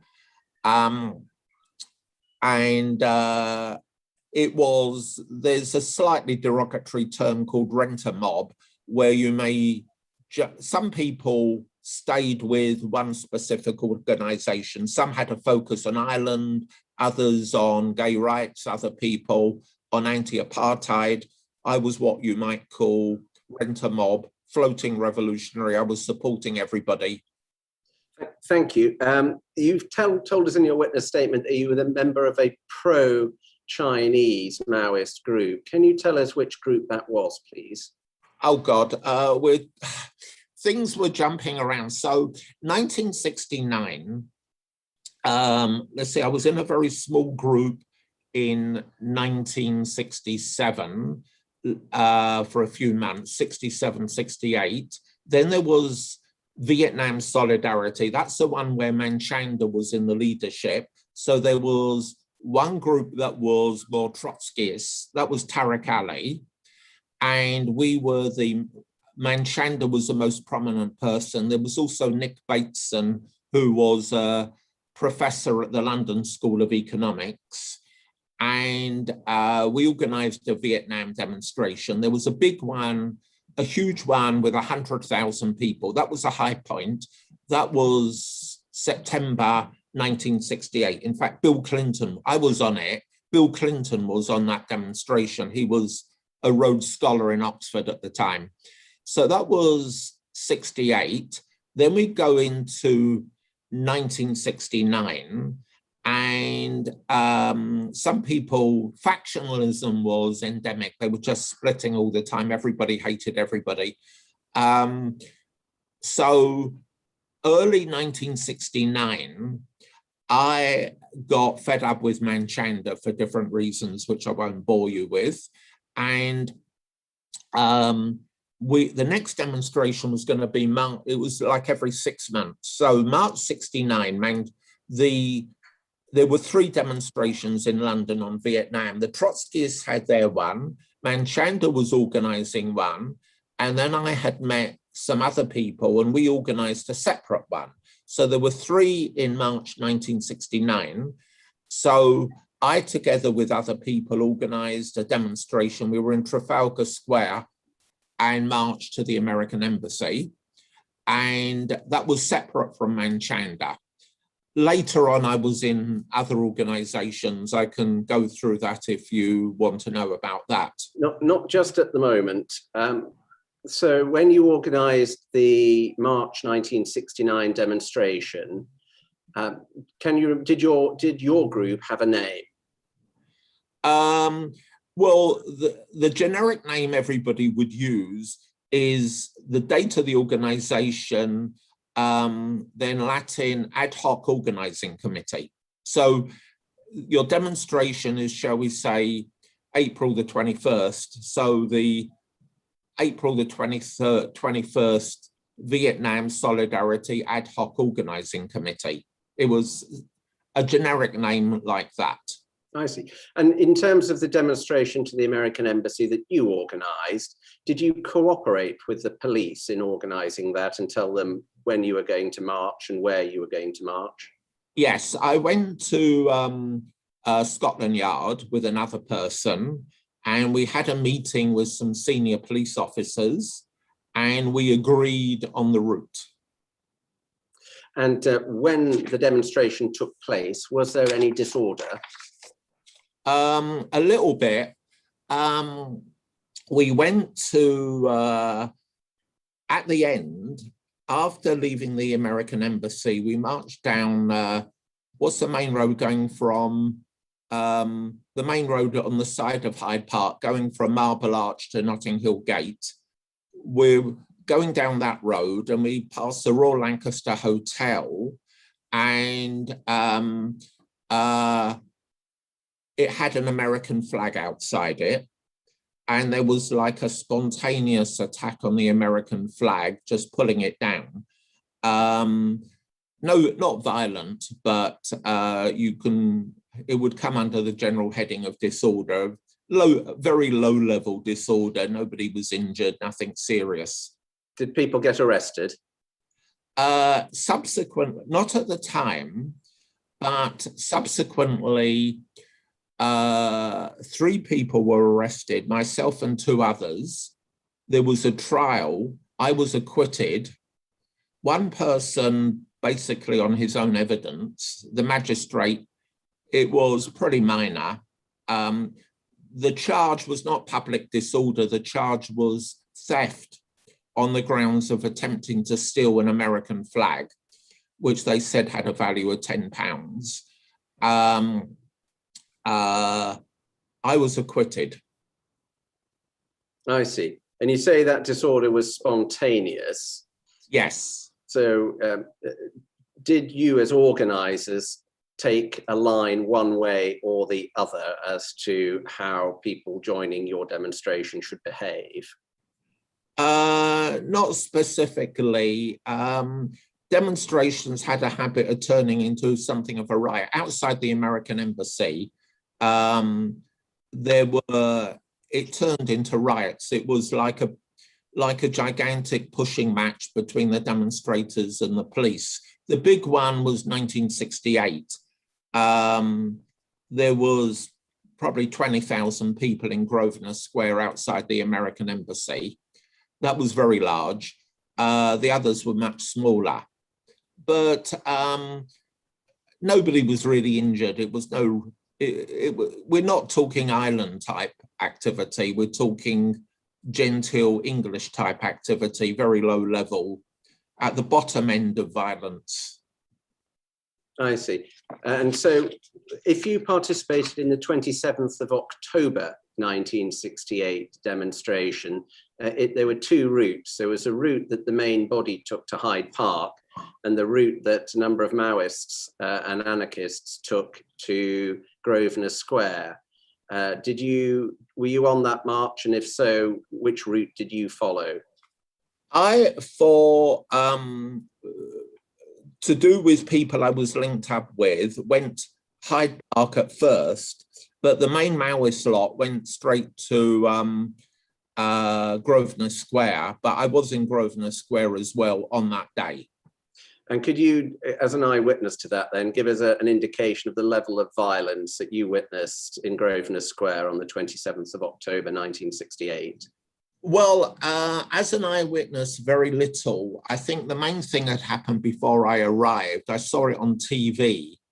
There was a police line, maybe 10 deep, something like that. This is my recollection, mainly from the TV coverage. I wasn't there at that moment. It was the largest I'd ever seen. So probably the police were about 10 deep. Their line nearly got broken. It was so big. And that was outside the American embassy. But I'm basing that on TV. I came a bit later. I see. I'm going to move on now to the Palestinian Solidarity Campaign, and you've told us you had some involvement with that. We've provided you with 2 documents to look at to refresh your memory. Yes. The first is about a protest against the spread of Zionism. My question to you about that, is that typical of the sort of demonstration that the PSC would organise? Well, not typical. That was the high point. So we're talking May 1969. And that was really when Palestine burst on the scene and became one of those international issues like anti-apartheid and Vietnam. The first time anybody sympathetic to the Palestinians had been involved in any activity, to my knowledge, was on the Vietnam demonstration I organized in March 1969. So we had lots of different people spoke at our rally in Trafalgar Square, including some who were pro-Palestinian. We maintained contact with them, and then a pro-Palestine organization was created at that time, Palestine Solidarity Campaign. It was formed in the part of the Egyptian embassy, which was next door. I don't know if you're aware of the old MI5 building in Mayfair. Part of the Egyptian embassy is across the road from the old MI5 building. If you probably don't know what I'm referring to. Well, we used to hold our meetings in there. So there were lots of delegates from lots of different organizations there. And we organized this, and we had this demonstration. That was by far their high point of activities, May 1969. And so could you give us a representative example? What would have been a more typical protesting activity of the PSC? Well, after that, it just became weaker and weaker, doing less and less and not very much at all. So it really started, I think in some of the document, buried somewhere, it talks about it sometime later. Nick Bateson and I've forgotten the other guy's an Iraqi person. They were trying to keep going, but it was really running out of steam. So talk about, rather than start generalizing, it would be much more accurate to say there was this big activity. It started with a big bang. With this big activity, there was a demonstration in Trafalgar Square, May 69, many thousands of people, full of life, full of activity, but then it started slowly deflating after that. To your recollection, was there any public disorder at the May 1969 march? Not that I recall. Was that typical of the PSC? Was it causing disorder or not? No, it was not causing disorder, none. You've seen in the documents that your membership of the Kensington and Paddington branch of the PSC was recorded. Right. By the SDS. Is it right that you were a member of that branch? It would be more accurate to say I was the branch. So the PSC had membership, and then they were trying to organize into branches, and based on geography where you lived. So I was living in Notting Hill, so I was given that region, Kensington and around there, and I tried to organize some people, but that turned out to be futile. So really it was, on paper, it was a branch of the PSC. In reality, it was more like nothing. I see. Maybe we should just have a look at that document. Could we have up, please, MPS-0739-227, which, sir, is tab 1 in your bundle. Do I click on something? No, you don't have to do anything, Dr. Temple. It'll come up. Right. Okay. Right. For the benefit of people who can hear these proceedings but not see them, I'm going to read out paragraph 1. It's a report dated the 17th of June, 1970. It reads, the following, received from a reliable but delicate source, is a list of the current membership of the Kensington and Paddington branch of the Palestine Solidarity Campaign. Some of the names and addresses are followed by the member's employment and/or telephone number. Attached at Appendix A are copies of each individual's membership card. And if we could scroll down now, please, until we come to Norman Temple's name. I think it's on the second page. Right in the middle there. If we could blow that up, please. And so we have, to protect people's privacies, redacted out everybody else's name. But you'll see there, Dr. Temple, in the middle of the page, it reads Norman Temple, 62 Kensington Park Road, W11, and then bracket 7274589, close brackets. That would be your telephone number, would it? Right. What's your reaction to learning that your membership of this organisation has been recorded and filed away? I have no idea where they got hold of this and got hold of the names of the other people. I have no idea how they got hold of it. So I would have been, it could have come more centrally. Maybe somebody was operating within the Palestine Solidarity Campaign itself. So they would have had all the names and addresses. That was passed to me. The ones in my area, Kensington, were passed to me. I tried to turn it into a branch, but there was no enthusiasm. Nobody wanted to be involved or do anything. And that was really the end of it. That is why I moved over to Davern and the INLSF, because this activity was achieving nothing. My best guess would be that how did the police get hold of this? They must have got it centrally from the central PSC. If I could just stop you there, Dr. Temple, that wasn't quite my question. We know that the name that's redacted at the bottom of the Detective Inspector HN294 was a manager in the Special Demonstration Squad. Right. So our understanding is this is reporting that's come from the Special Demonstration Squad. My question to you was, what's your reaction to learning that your details had been recorded like this? Somewhat surprised. And why is that? Well, I had no idea that they were taking so much interest in me with respect to the Palestine Solidarity Campaign, that they would be so interested in it. In retrospect, my guess is that you, like all the cameras that are up all over Britain, like the smoke detector in people's houses, you put it up there just in case something might happen, so they know what's going on in case something might happen. I just assume that was their thinking on the subject. Palestine Island, we better find out what these people are up to in case they do something a bit naughty. I'm going to ask for that document to be taken down now, please. And could we have up in its stead MPS-10569? Now, Dr. Temple, this is a report on the PSC's second annual conference.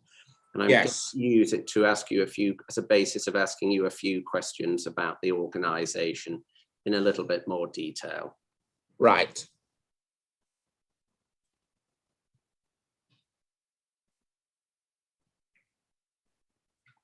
That was MPS-10569. It's at tab 6 of your bundle, sir.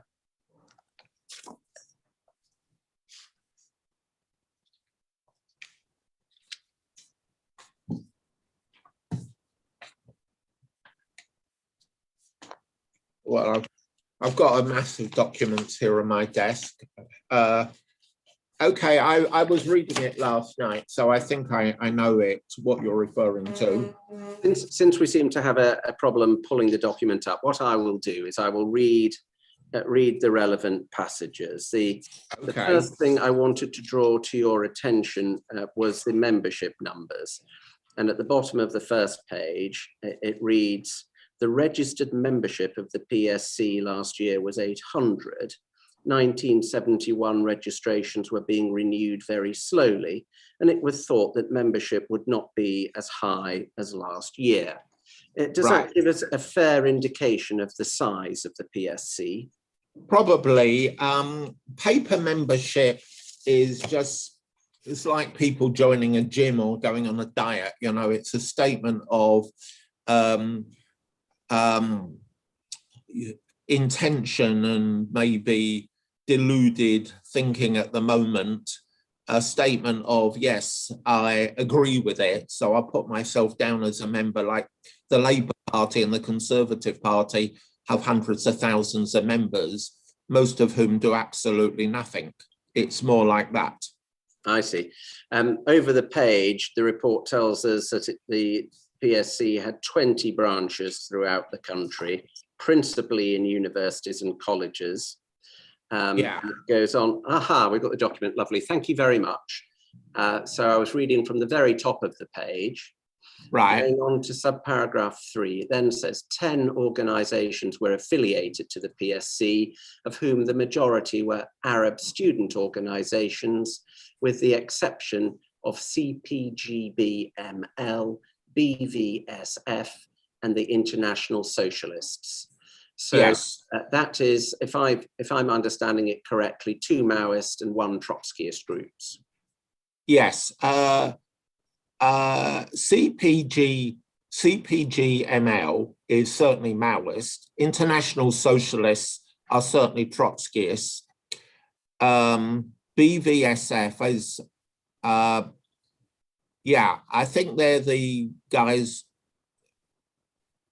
I'm not sure. We understand that to be the Britain-Vietnam Solidarity Front. Okay, in that case, I don't know who they are. If you can't assist us, it doesn't matter, right, Dr. Temple. Further on, down at the bottom of paragraph 7, please. In the last sentence, we see a reference to you, which reads, Norman Temple also proposed a resolution expressing solidarity with the oppressed people of Ireland. Can you remember that? Right. Now, remind me of the date of this document?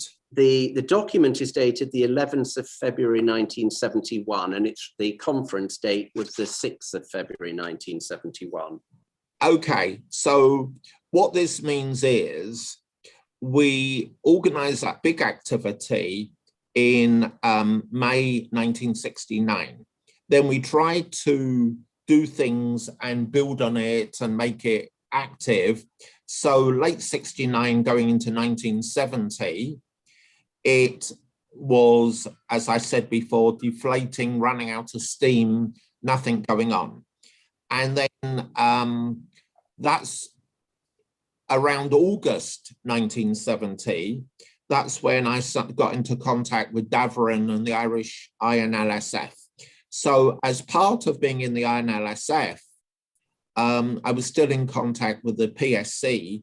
So by now my interest activity with the Irish group, so I would have gone to the PSC and mentioned Ireland. That is the logic there. Thank you. Looking right at the very bottom of the page, it reads, the 3 unsuccessful candidates were Privacy, Norman Temple, and Abhimanyu Manchanda. And that is a reference to the elections to the Executive Committee of the PSC. Can you recall standing unsuccessfully for that committee? Yes, that was a tactical error on my part because many of the people were from outside London, and you had to get people who knew people who had credibility and influence to say, this is a good guy, vote for him. I didn't campaign properly, effectively, so that is why I was not elected. I could have been had I gone about it the right way. If we can scroll down to the next page, we'll see what the officer who made this report has written. Because at paragraph 10, it reads, the BVSF and CPB-ML tried hard to assert their influence on the PSC, but they were largely unsuccessful since neither organisation is popular with the Arab members.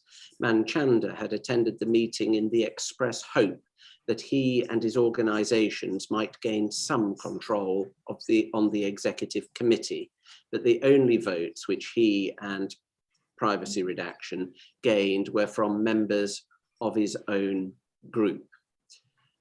Yes. What's your reaction to that? Yeah, my reaction to that is yes.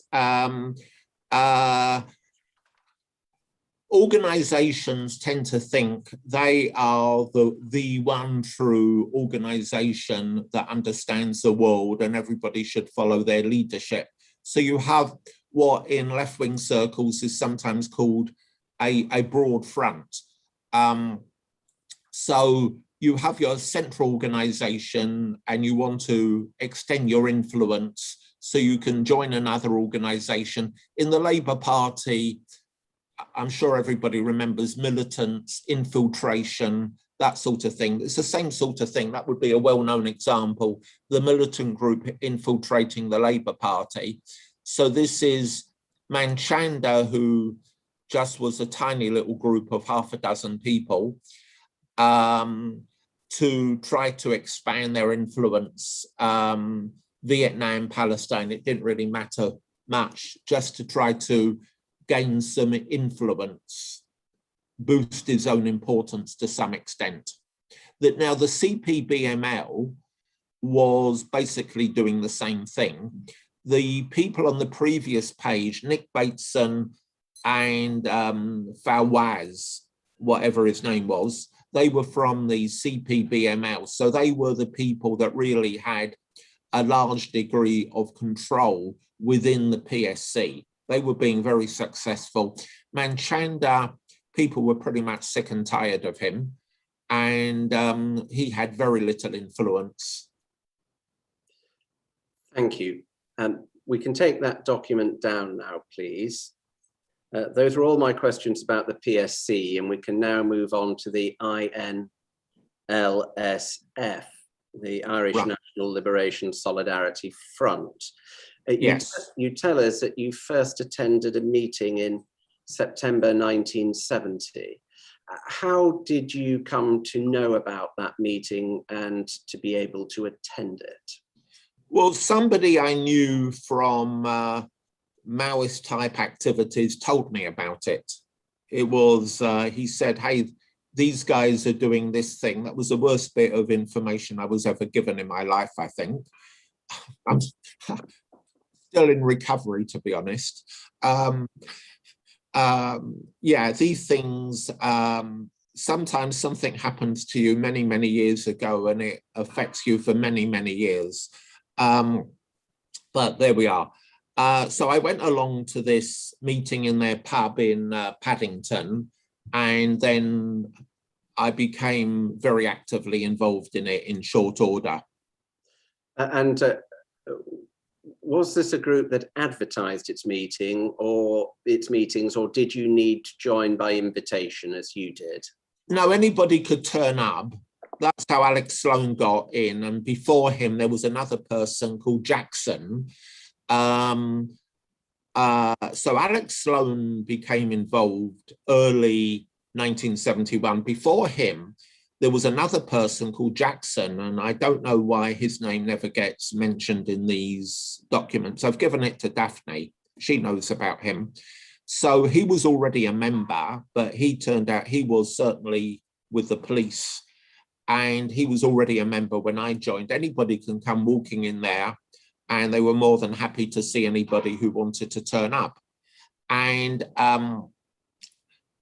they then got, Davron is a very, he's charismatic and is a strong organizer. And then they started producing newspapers and selling it in the pubs. And by that means, they got more and more people involved in it. Okay, I'm going to ask you about where the meetings were held. You've told us that the first meetings you went to were in a room above a pub in Paddington. Did there come a time when the group moved its meetings from a room in a pub to Ed Davern's flat?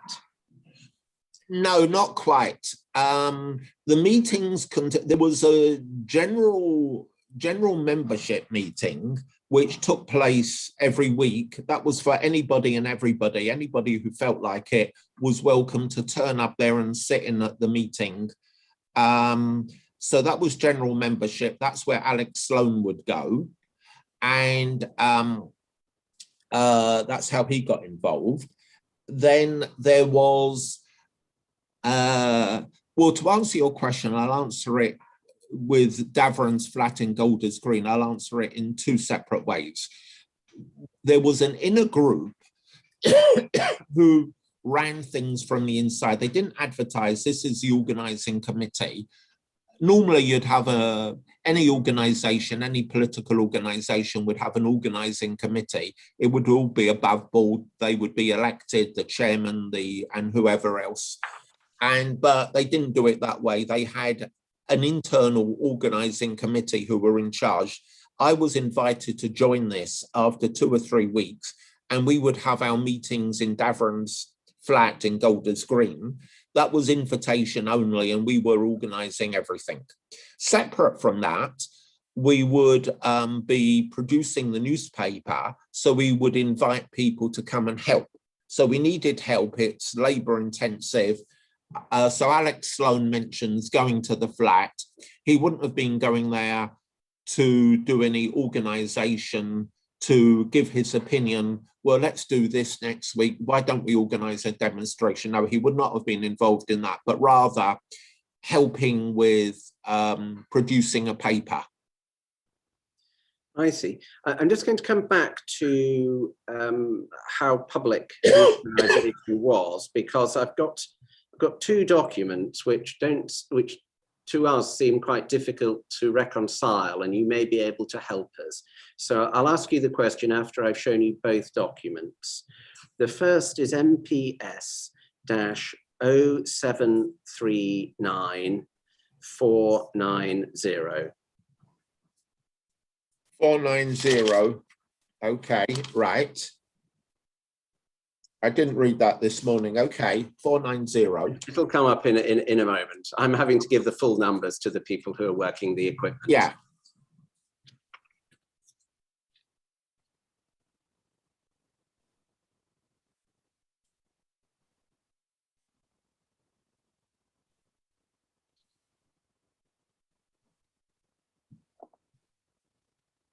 So this is tab 13.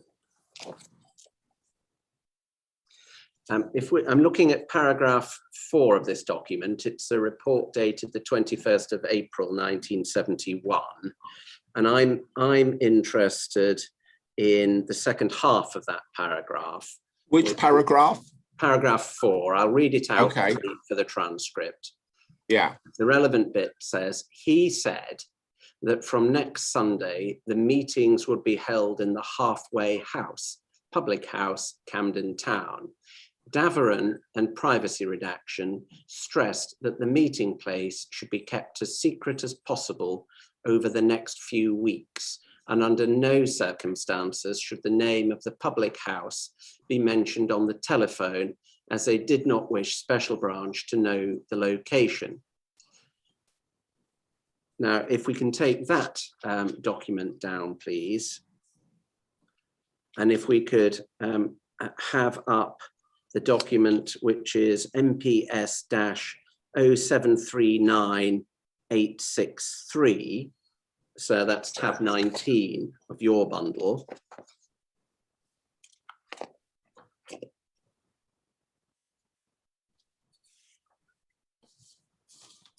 If we could scroll down, please, to paragraph 4.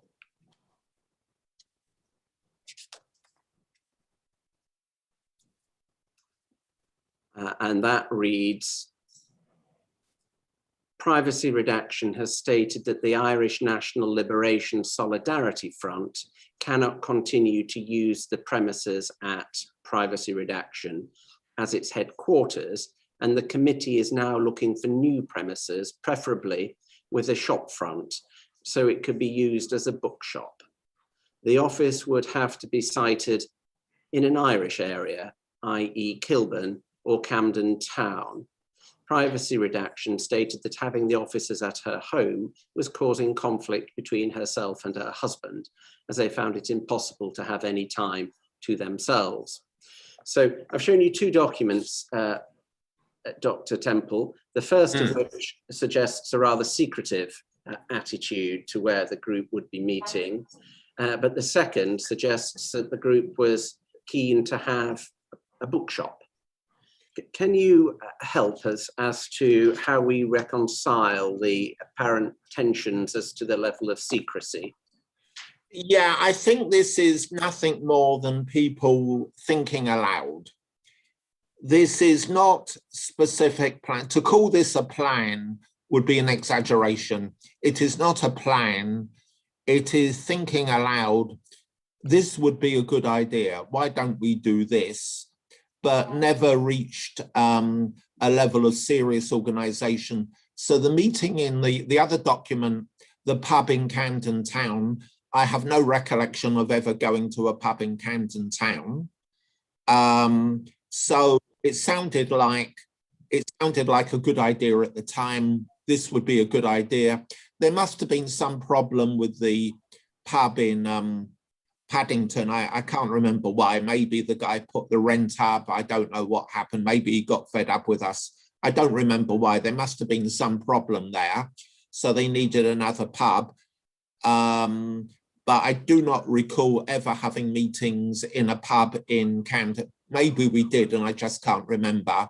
But my memory of all this is pretty good. So I don't think anything ever came of this. So therefore, I would call it thinking aloud. And the same applies this bookstore in Kilburn or Camden Town.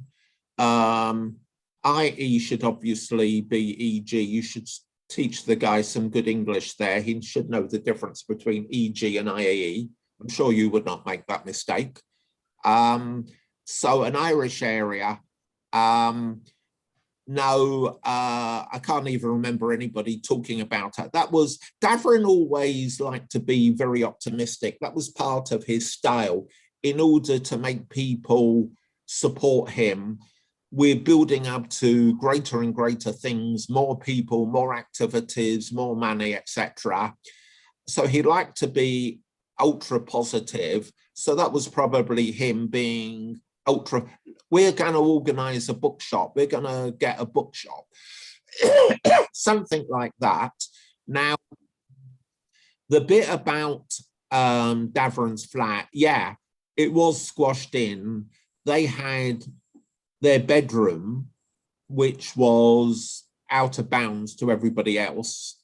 But other than that, they didn't have much. They had a child by that time, and we were organizing the paper and having meetings. So their flat was basically where we did everything, had meetings, produced the paper. Davern's wife, Barbara, she was getting rather fed up with everything. I think maybe Alex Sloan picked up on it, that she was getting slowly more fed up with the whole activity. I think that's probably what he picked up on when he writes that sentence. They found it impossible to have any time to themselves. That's what I believe he is referring to. It means that she was just fed up. Thank you. Did the INLSF use its own name on the posters it put up? Oh, yes.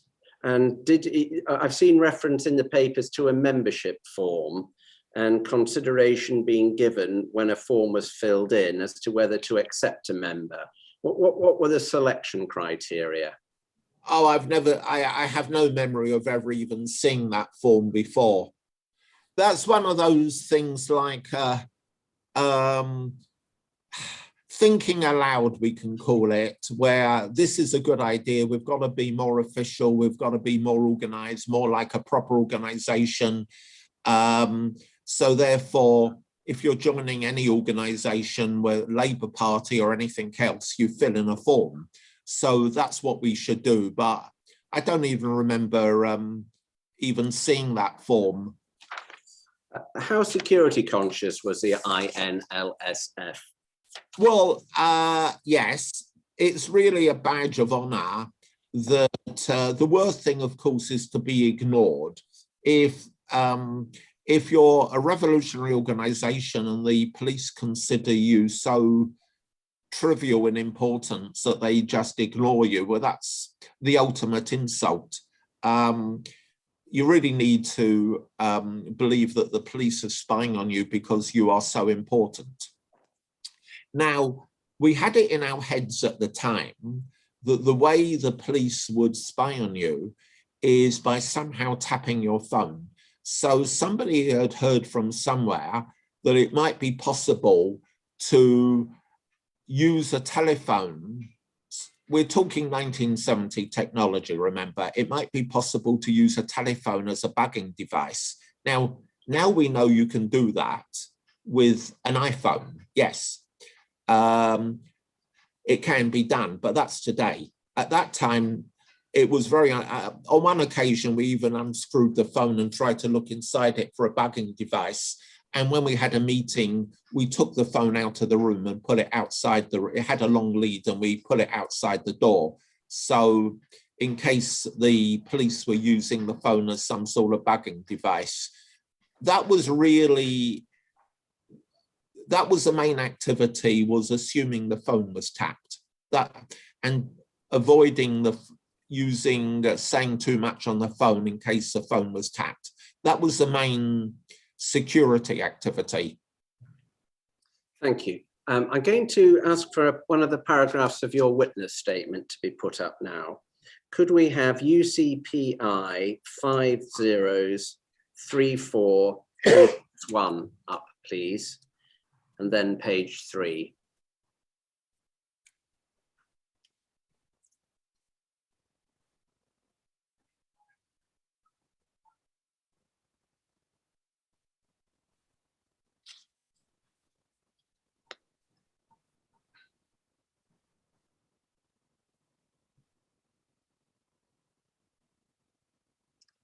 Thank you. It's paragraph 11 that I'm interested in. Yeah. I'm moving on now, Dr. Temple, to the aims of the group and its goals. I'm reading from paragraph 11. The meetings would usually involve speeches about the INLSF's aims, and there was always a lot of talking, often from Davaran, about how we should overthrow the state and change things. So is that a fair assessment of what the ultimate aim of the INLSF was? Yes. And then it goes on to say references were often made within meetings to the need to use violence as a means by which to achieve revolutionary change. But I always took this to be just talk. Yes. Whilst you were a member of the INLSF, did you or any other member of the group use violence to advance your cause? Not at all, no. Was it implicit in your revolutionary philosophy that there might come a time when revolution could occur in the future and that would involve violence? Well, yes. That was, you're going back now like 150 years. The whole history of Europe going back hundreds of years, thousands of years, is revolutionary violence back to Spartacus and right through European history for the last 2000 years. The Paris Commune, the Russian Revolution, France in May 1968. This has been going on for 2000 years. So that is what we were talking about.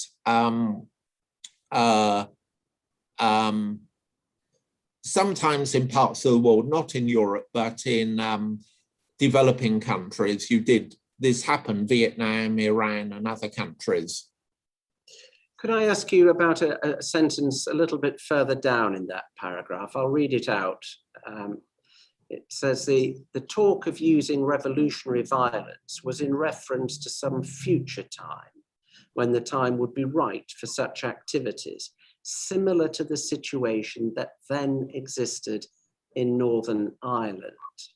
Right. Could you explain in what sense you thought that the time might be riper for revolution in Northern Ireland than it was in Great Britain?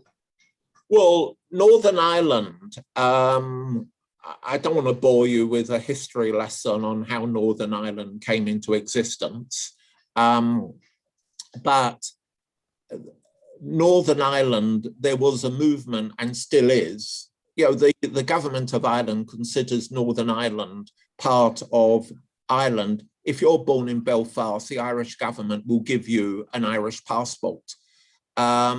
So the Catholic half of the country consider themselves Irish, and they were, that's what the whole, what they call the Troubles was all about, trying to kick the British out and unify with the Republic.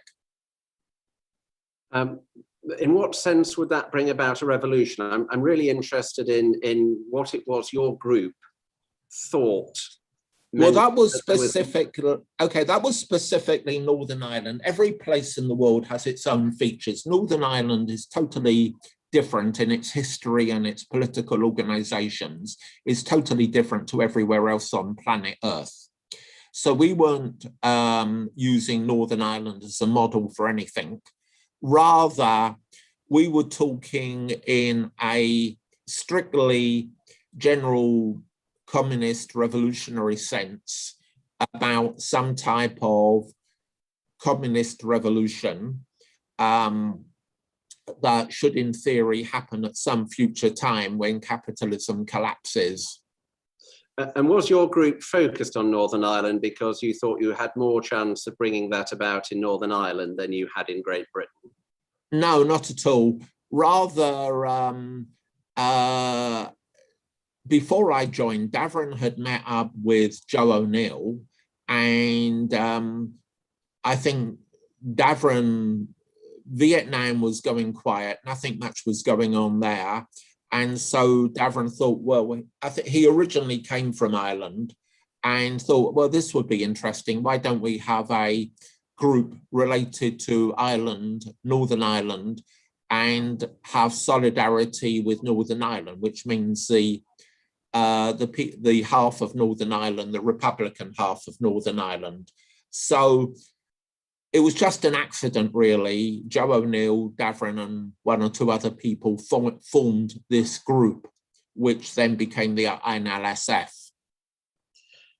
Would it be fair to describe the INLSF as non-sectarian but anti-imperialist? Oh, yes, certainly anti-imperialist. If somebody walks in and says they're a Protestant, they would certainly be most welcome. Nobody cared. Nobody ever asked, what is your religion? It was not of, you know, it's a principle of the politics, the philosophy. It doesn't matter where in the world you come from, what the color of your skin is, what religion you were brought up in. These things were of no importance. Can I move on now to the Irish Liberation Press? How did you help to produce it? Well, that was the main activity. And so we would produce the whole thing ourselves using the technology of the time, typing it and laying it out, putting photos in. And then there was some printer, we'd take it all to this printer who would then print it. So that was the main activity of the organization. It was the tail wagging the dog. The main activity of the INLSF was the Irish Liberation Press. Everything focused around that. It was producing it, and then everybody was out several times a week, going around the pubs in the Irish areas of London, selling the paper. Okay, let's have a look at what we think is a sample of the Irish Liberation Press, and I'm going to ask you to confirm that. Could we have up, please, Doc 050?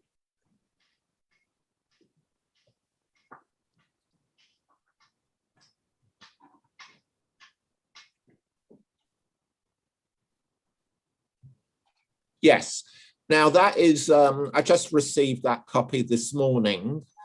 Yes, that is a copy of it. The gun at the top is an AK-47. In fact, it was before, earlier, they were using the gun similar to used by the British Army at that time. And it was my suggestion to use that one. That's an AK-47 as used in Vietnam.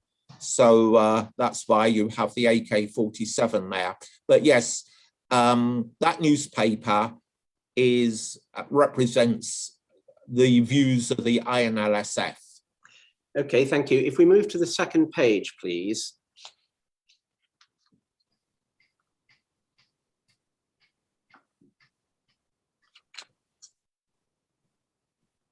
It's the editorial. I just want to read the two paragraphs in the left-hand column. Perhaps we could blow up the first one.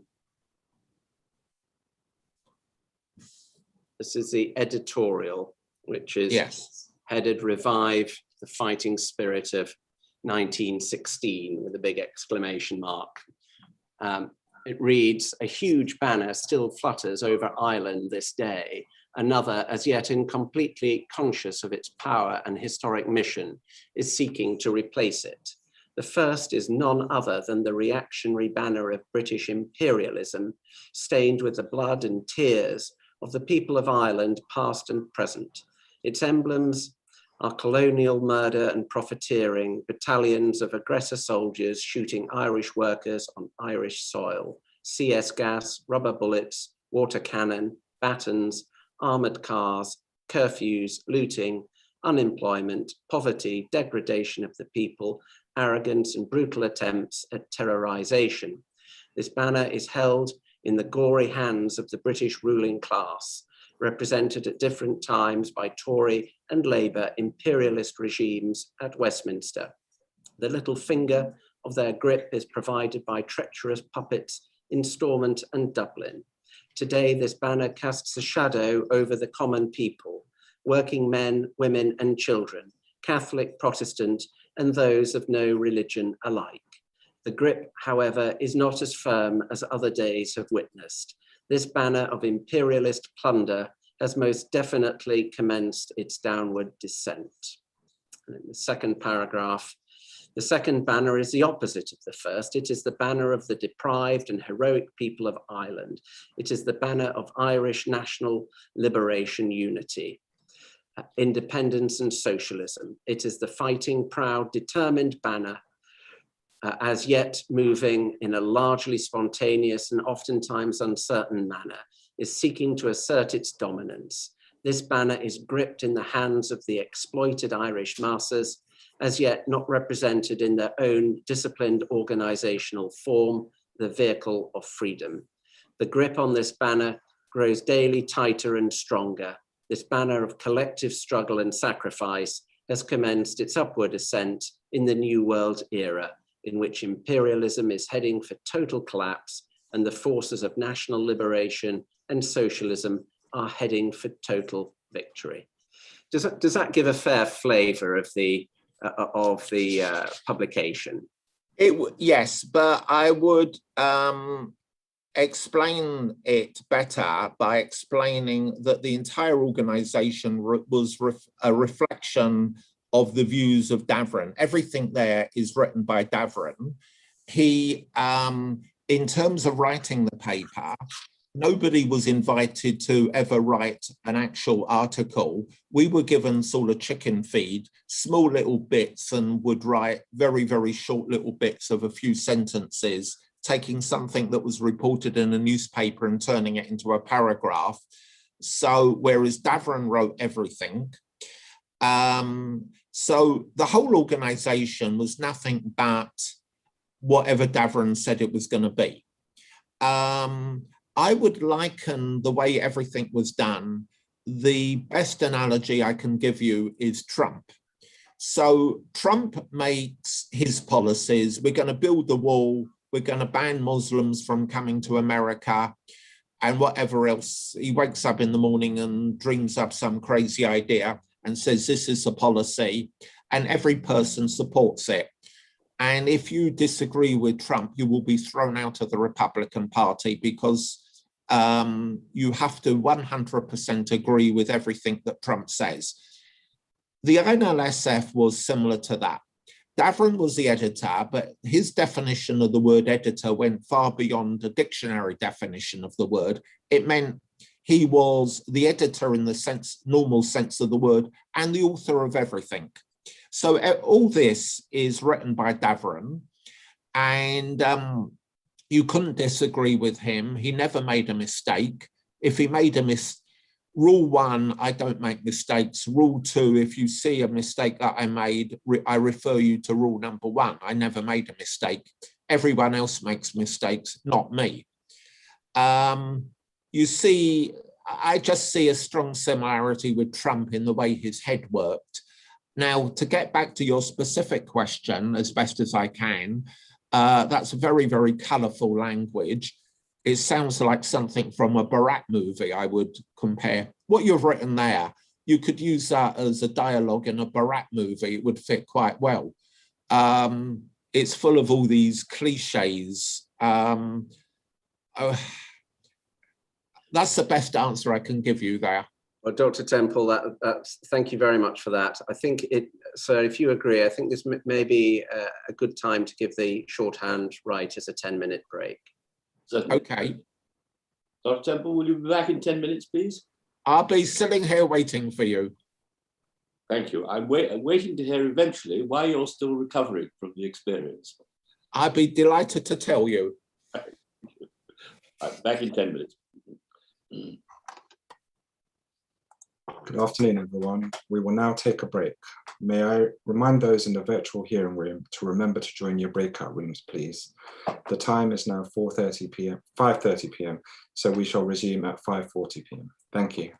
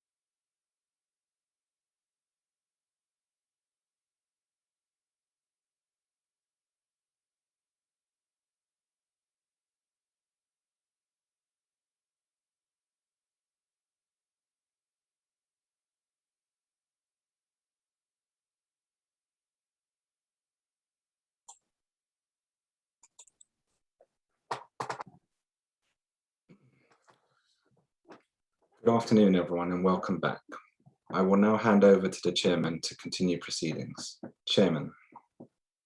Thank you, Mr. Bart. Thank you, sir. Dr. Temple, Hello. Hello again. Could we move to the question of demonstrations? There's reference in the papers to the INLSF holding demonstrations outside Lewisham Police Station and in Hyde Park. My first question is, how frequently did the INLSF hold demonstrations? Not very frequently. As I said before, the tail that was wagging the dog was the newspaper. So that dominated everything. By far the main activities was producing and selling the Irish Liberation Press, but it did a few other things here and there. So it linked up with a few people, and one of them was some young Mao who died. I can't remember the details now, but there's been cases. Stephen Lewis or who? Stephen McCarthy, is that the name you're looking for?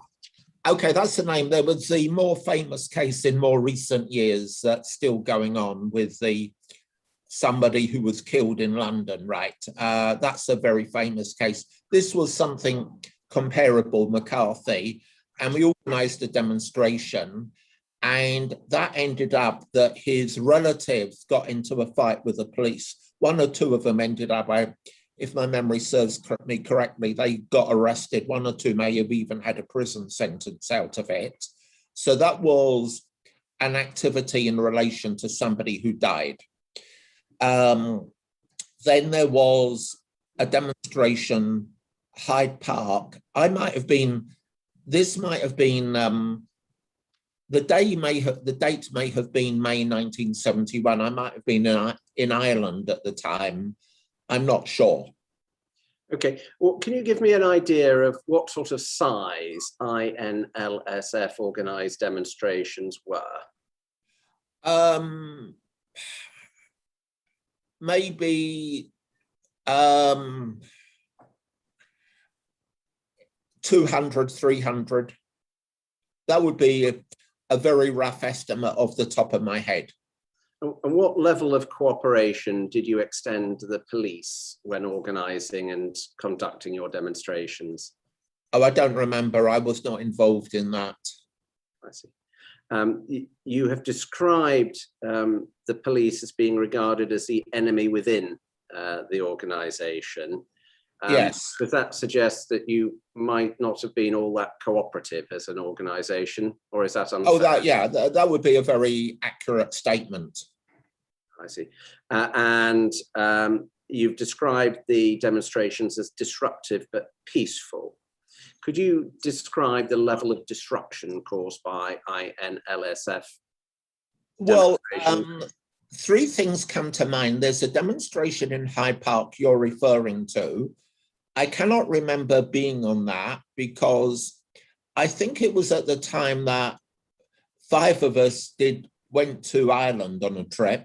We were selling the Irish Liberation Press around Ireland. I think it must have happened at that time. That must have been Easter 1971. So that was an important time for Irish-related activities. So they were doing it in London because it was Easter, and we were in Ireland because it was Easter. So it was a good time to go to Ireland. So I don't think I was in this activity in Hyde Park. That's why I'm not sure how many people were there. The Lewisham Police Station, as I recall, it might have been 100 people, 50 or 100 people, somewhere in that sort of order. We were not aiming to have any violence. We didn't encourage it or anything. It was the relatives of the person who died did it spontaneously out of personal anger against the police. And the third thing that comes to mind is we had once a picket outside the Old Bailey, but it was a very, very small picket, like 10 people, something like that. Thank you. I've looked through the papers for examples of other sorts of activities that the INLSF got involved in. Just going to read some of those out to you, and I'd like you to tell me whether it's right that the organisation used these methods. So posters and stickers. Oh yeah, well, stickers I can't recall. Yeah, they made some posters. I think, yeah, we got some posters from Ireland, famous Irish historical figures, revolutionary figures from like 100 years before. And we were selling some posters at some time. Political education classes? Yes, Alex Sloan refers to that, as part of the meeting, we would discuss not only the practical things we were doing, but talk about something that you could loosely class as education. Alex Sloan referred also to something at Davron's house, some political education class, though I don't recall. I'm sure it's accurate, but I don't recall exactly education classes at Davron's flat, so I'm not sure what that was referring to. And the political education would be a Maoist political education, is that right? Yeah, it would be, it was three things in one. It was, firstly, we were in this Irish organisation, very specifically Ireland. So if a regular Irish worker turns up, you don't want to scare him away as suddenly you're talking about what's going on in China, because he'd say, you know, what the hell are you talking about? This is the, what's that got to do with Belfast? So the focus would be on Ireland. So in that sense, it was Irish, not Maoist. The second thing, I should explain one thing. You're using the term Maoist. We were generally within the broad definition of Maoist, which was various factions. Now, as I said before to you, Davron was something like Trump. Whatever idea came out of his head, that was the official policy, and nobody is allowed to disagree with him, because by definition, everything he says is correct, and it doesn't matter what your opinion is. Now, he had his own political ideology. He never mentioned Chairman Mao once, never. It was always, for some reasons that I have no idea why, he was utterly and completely obsessed with Stalin. So he loved Stalin. He wrote about Stalin in the newspaper.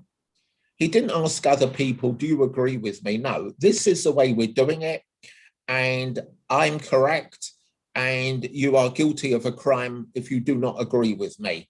So he had his own version, and so as it was his idea, that was the version that we followed.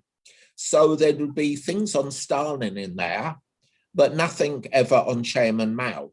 So we were Maoist in a very loose, generic way, but more specifically, it would be more accurate to say Stalinist than Maoist.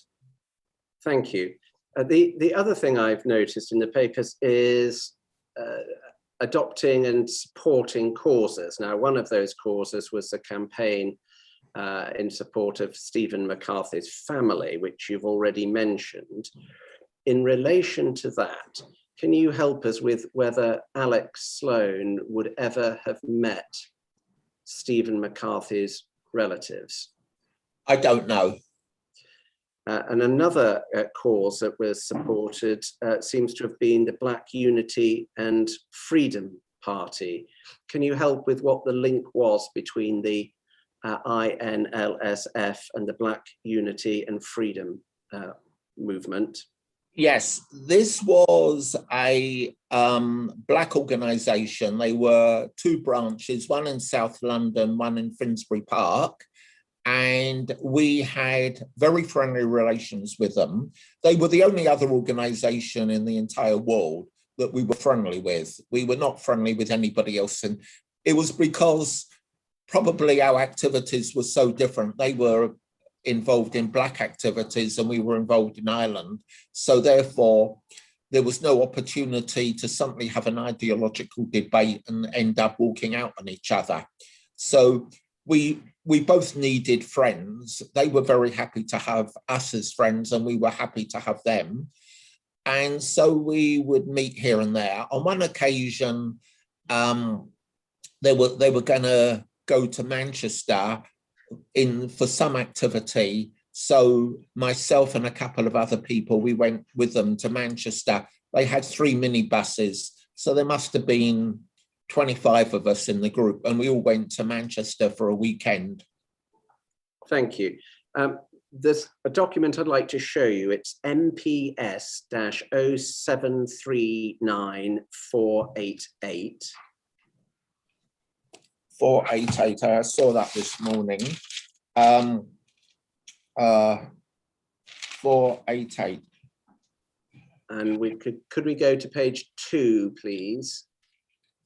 Yeah, the Chinese legation, right. I looked at that, and you wanted to know about the contact between the INLSF and the Chinese legation. And again, I think your document is a bit misleading. Can I just stop you there? Sorry. For the benefit of people who are following on the transcript, I'm just going to read the relevant paragraph out so they can follow what we're talking about. Could you move down to the bottom of the bottom of that page, please? The relevant paragraph reads, Davarin then gave a report on the visit he had paid to the Chinese legation on Friday, the 2nd of April, at its invitation. He said he had been received by one of the secretaries who questioned him very closely on the organizations taking an interest in politics in Ireland. Davarin said with his great knowledge, he was able to give him a comprehensive rundown on the various groups. The Chinese were very interested in the press and may soon start subscribing to the paper, just as they had done with Vanguard in 1964, when they had subscribed to about 400 copies paid in advance. The official said that any future receptions or film shows at the legation, members of the INLSF would be invited. So now that we've got that read into the transcript, Dr. Temple, is it a fair, what was the level of contact with the Chinese legation, and what was its purpose? If you had asked me this question yesterday, my answer would have been, I have no recollection whatsoever of Davarin or anyone else from the INLSF talking to anybody at the Chinese legation. I was totally unaware of it. I assume that on one occasion, for reasons unknown, Davarin must have gone to the Chinese legation. What he did there, I don't know. Why he was there, I don't know. What he spoke about, I don't know. But as I said earlier, Davarin liked to make out we were the most important organization in Britain. We were brilliant. Davarin was brilliant. And so probably if there were no witnesses, he could then turn around and say, oh, he's a brilliant expert, and they were so happy to hear from him, and they were going to invite him to future meetings. I think my suspicion is a lot of what's in there is BS. This is Davarin trying to say how brilliant he is. But I have absolutely no recollection of any of this. If there was contact between Davarin and the Chinese legation, it was extremely minor, probably a meeting over a cup of tea for half an hour. Thank you. We can take that document down then. And could we have up in its place, please, MPS-0739863. And if we could go down to the next page, please, and look at paragraph 3. That reads, Ed Davarin, General Secretary of the Irish National Liberation Solidarity Front, has gone away on business for a few days, but is expected to return shortly. Davarin disappears every 3 or 4 months for about a week at a time. It is a very closely kept secret in the organization where Davarin goes to and very few members know his destination. It is thought that the financial affairs of the organisation will improve when Davarin arrives back in London. Do you know where Davarin went? I believe what happened was as follows. Nobody had any money, but his wife, Barbara, worked at the London School of Economics. She earned £20 a week. She had quite a good job, but that was their only money. And so they wanted to have a break once in a while. I believe they went to somewhere on the Channel Islands. I think it was a relative or a friend of the family, something like that.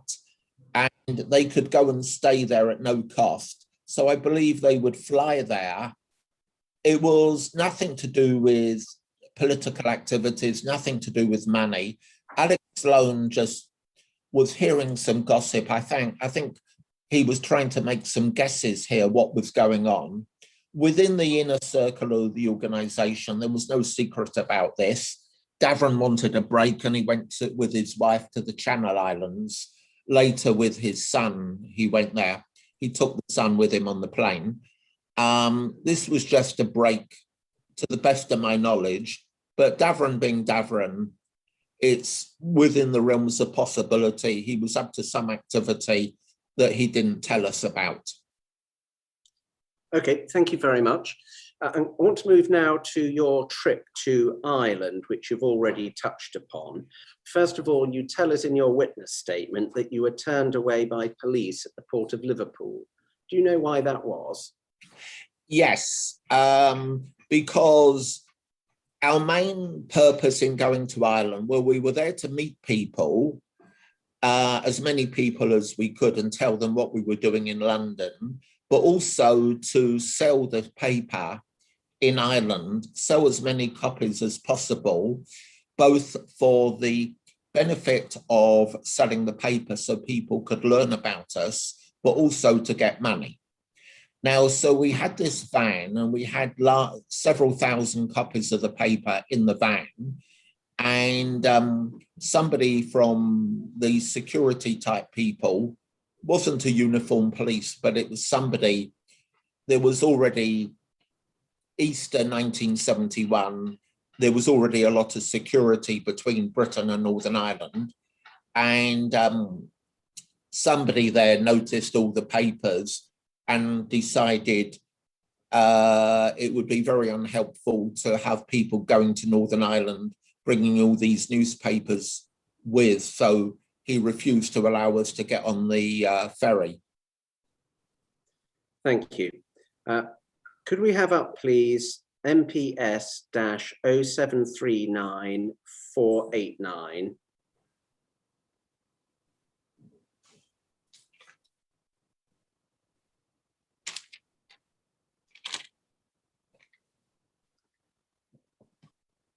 And could we see the large paragraph in the second half of the page? Just read that out. Privacy gave a report on the visit of 5 members of the INLSF to Ireland and stressed the good contacts which had been made in that country. He said that they had sold 4,400 papers and had received the support of the provisionals to sell the paper. A person in Dublin had decided to take 200 copies of each edition of the paper to sell, and 2 bookshops in Cork were willing to sell copies. This was followed by general discussion on the report and the statement by Privacy that they had received the support of the provisionals created an atmosphere of comment and disbelief. Could you explain, please, why there was comment and disbelief at the statement about support from the provisionals? Well, that is Alex Sloan making his own commentary on it. An atmosphere of comment, that means, I guess that's another way of saying people were interested, what were we up to, and how interesting going to Ireland and selling the paper. An atmosphere of comment, I think that's what he means there. Disbelief, I don't really know what he meant by the word disbelief. I'm not sure at all. Did you meet members of the Provisional IRA when you were in Ireland? Yeah, we went to Dublin, and they have their office in Dublin. Now, this was purely based on personal contact. Joe O'Neill, one of our people, he was from Belfast, and he was, as I said earlier, the person who formed the INLSF together with Davern, and he had some sort of personal contact with him. So he knew these people he knew lots of people. So he knew people in their office in Dublin. So based on this personal contact, we met people, we drove around with them in Dublin. They were singing some IRA songs. There was one guy who had a bullet wound where he had been shot in the arm by a British soldier. So these were certainly provisionals, and we met them in Dublin. When we went to Cork, we met somebody, we stayed the night with somebody who was somehow involved in all activities, but I have no idea what he was involved in. He wouldn't say. Then we were in Belfast, or was it Derry, one or the other? Andersonstown, yeah, Andersonstown in Belfast. And we were trying to sell the paper. This was a fun activity. Two guys came walking along the street, and I tried to sell the paper to them. And they gave me a very friendly Irish reception. They said to me, their words were, which I remember perfectly, "You got 5 minutes to get out." When you're in a dark street in Belfast in an IRA area and somebody says to you, "You've got 5 minutes to get out," you don't discuss freedom of the press. But then Joe O'Neill spoke to them, and they confirmed, yes, we did have permission from the provisionals to be in that area. So that was okay. At that point, we had cleared it with people higher up the chain, and then it was okay. And what was your message to the Provisional IRA? Well, I didn't have a message. You don't want to annoy them. So we didn't. The Provisionals are a Catholic nationalist organization. So their politics is totally different to our politics. So there's no point in having an argument about the left-wing politics, communism, nationalism, or anything like that. The only area where I got into any sort of argument was on the Palestinians, because I felt, well, it's okay to talk about the Palestinians because that's so far removed from Ireland, they can't really get annoyed if they disagree with me on the Palestinian issue. That's a neutral and safe topic to talk about. But I wasn't involved in. Joe O'Neill was a local guy, so he was talking to them about different things. And did the INLSF provide any assistance to the Provisional IRA of any kind? No, absolutely not. Davern was extremely critical. Sometime later, he wrote in the paper, he denounced the Provisional IRA. He denounced, when they were talking about a bombing campaign in England, he denounced it and said this was a terrible idea. And he denounced them as, I can't remember the words, Catholic nationalists or something like that. Their ideology, they were a Catholic and nationalist. They were never a left-wing organization. So therefore, for Davern, the only acceptable politics was his politics. So as they were different to his politics, therefore they were wrong. Did your group meet anybody on the other side of the sectarian divide when you were in Ireland? They were called the Stickies, the official IRA. No, we never met anybody from the official IRA. By that time, the split had already happened. The provisionals were one lot who we met because Joe O'Neill had this contact, and the other lot were the officials, but we never met them. Did you meet any of the Protestant groups? Absolutely not. That would be very bad for the health. So when we were talking earlier about you having a non-sectarian philosophy, did it in practice mean, though, that the people you were mixing with in Ireland were all on the Catholic side of the religious divide? Right. I would rather say it was on the Catholic side of the political divide, because it was the politics of the organisation. Ireland always had many different organisations, civil rights and nationalist organisations, etc. So it wasn't really the religion of the people, it was the politics. So we didn't object to the Protestant groups because we don't agree with the Protestant theology. It was because of their politics. Thank you. Can I move now to the inner circle of the INLSF, which I think was called the Communist Workers' League? You've described a little bit how it worked. Can you help us with why it was that Alex Sloan did not become a member of that inner circle? Okay, we'll have to go back because you jumped ahead. This Communist Workers' League, that came later after the split. Sometime May or so, we had this split. Joe O'Neill and others left. Alex Sloan had disappeared. And then the smaller group who stayed with Davron formed this thing called the Communist Workers' League. That was after May. So going the first 4 months of 1971, that's when Alex Sloan was around, we had the main group that anybody could come to with a meeting in the pub in Paddington, which was where Alex Sloan was involved, going out and selling papers and some type of educational activity, which Alex Sloan refers to. Apparently, I don't recall it, but apparently that was at Davron's flat. So that was going on. To be invited to the inner group, you had to be trusted, and Alex Sloan never reached that level of being trusted. I see.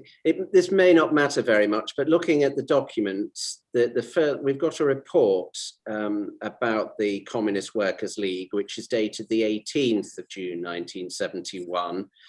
And the documents at which there was the emergency conference was just a week or so later. So it appears that the first reference to the Communist Workers' League is slightly before the date of the emergency conference. Does that cause you to search your memory and revise any of the evidence you've just given? No, I think what you've got there is wrong. Like Alex Sloan says in his statement, he refers to a lot of errors in the documents. So I think some errors have crept into it. One thing Alex Sloan and myself agree on. So the chronology was, we had the INLSF, that had been going on for, 8 months or so. We were selling the Irish Liberation Press. We went to Ireland. Joe O'Neill and myself were 2 of the 5 people who went to Ireland. We came back, and shortly after coming back, Joe O'Neill had decided he was fed up with Davron. He decided that Davron had his own agenda. Davron was bored and fed up with Irish activities and wanted to turn the INLSF into a British organisation, not Irish. That led to the split. I believe that is what the emergency meeting refers to. So we had this meeting. That led to a split in the organisation. Half the people walked out, and the other half, including myself, stayed with Davern. Now, Davern, having said during the split that he had no interest in forming a British organisation, he was only interested in the Irish activity, then a few weeks after the split now turns around and says, okay, guys, I'm now going to form a British organisation. That's where the Communist Workers' League came in. That was Davern's new baby. That was really dumping Ireland and moving over to British activities for no other reason than that this is what Davern had chosen he wanted to do. Okay, thank you. I'm going to move now to Alex Sloane. You've described him as Scottish and quiet, and that you say you only spoke to him in limited terms. Can you help us with what you did speak to Alex Sloane about? No, I never really had anything that you could call a conversation with him. It was just saying hello to him in passing. I really have no recollection of really talking to him at all. Now, did he speak to others? I don't know. I assume so, because when we went out selling the paper, one person was in charge of pairing people off, going off in pairs and having different routes. So 2 people would be in one area and 2 people in another area.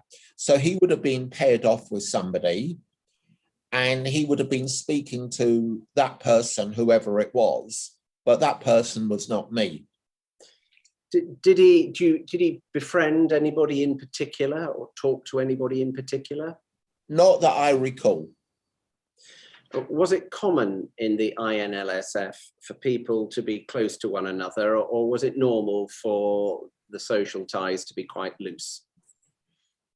Well, yeah, you're in the people who were active all the time, particularly in the inner group, yeah, you would be chatting to people. When you were out selling the paper, you'd be walking around with somebody for the whole evening, so you'd be talking to them. We went to Manchester, 3 of us, so you'd be talking. We went to Ireland, 5 of us, so naturally there's lots of time for talking to people, hanging around, making the newspaper at Davern's flat. Naturally, in the course of this, there would be large amounts of time available for talking about any number of things, politics and other things. Thank you. In meetings, did he make contributions? Money or comments? No, comments, sorry. Not that I recall. He was a quiet person. The guy before him, Jackson, he was much more of a talkative person. He was much more outgoing. Jackson was exposed and disappeared. Then Alex was clearly the replacement. But Alex Sloane was just this very quiet person who just pretty much said nothing that I recall. He just made no impact on me. It may be obvious from what you've just said, but I had better ask it. Did Alex Sloane assume any positions of responsibility in your group? No. Now, I want to ask you a little bit about some slightly legal matters. There's some documents which suggest you gave a talk about arrests and what to do if arrested. Did you have any legal qualifications? Absolutely. Sorry. Carry on. Absolutely not. It was based on my entire knowledge of the legal system, which I hazard a guess is a bit less than yours, was entirely based on reading some pamphlet. And all I was doing was regurgitating bits and pieces I'd read in some pamphlet. Okay, could we have a look, please, at NPS-0 0739487. This is tab 12 of the bundle, sir. Yeah.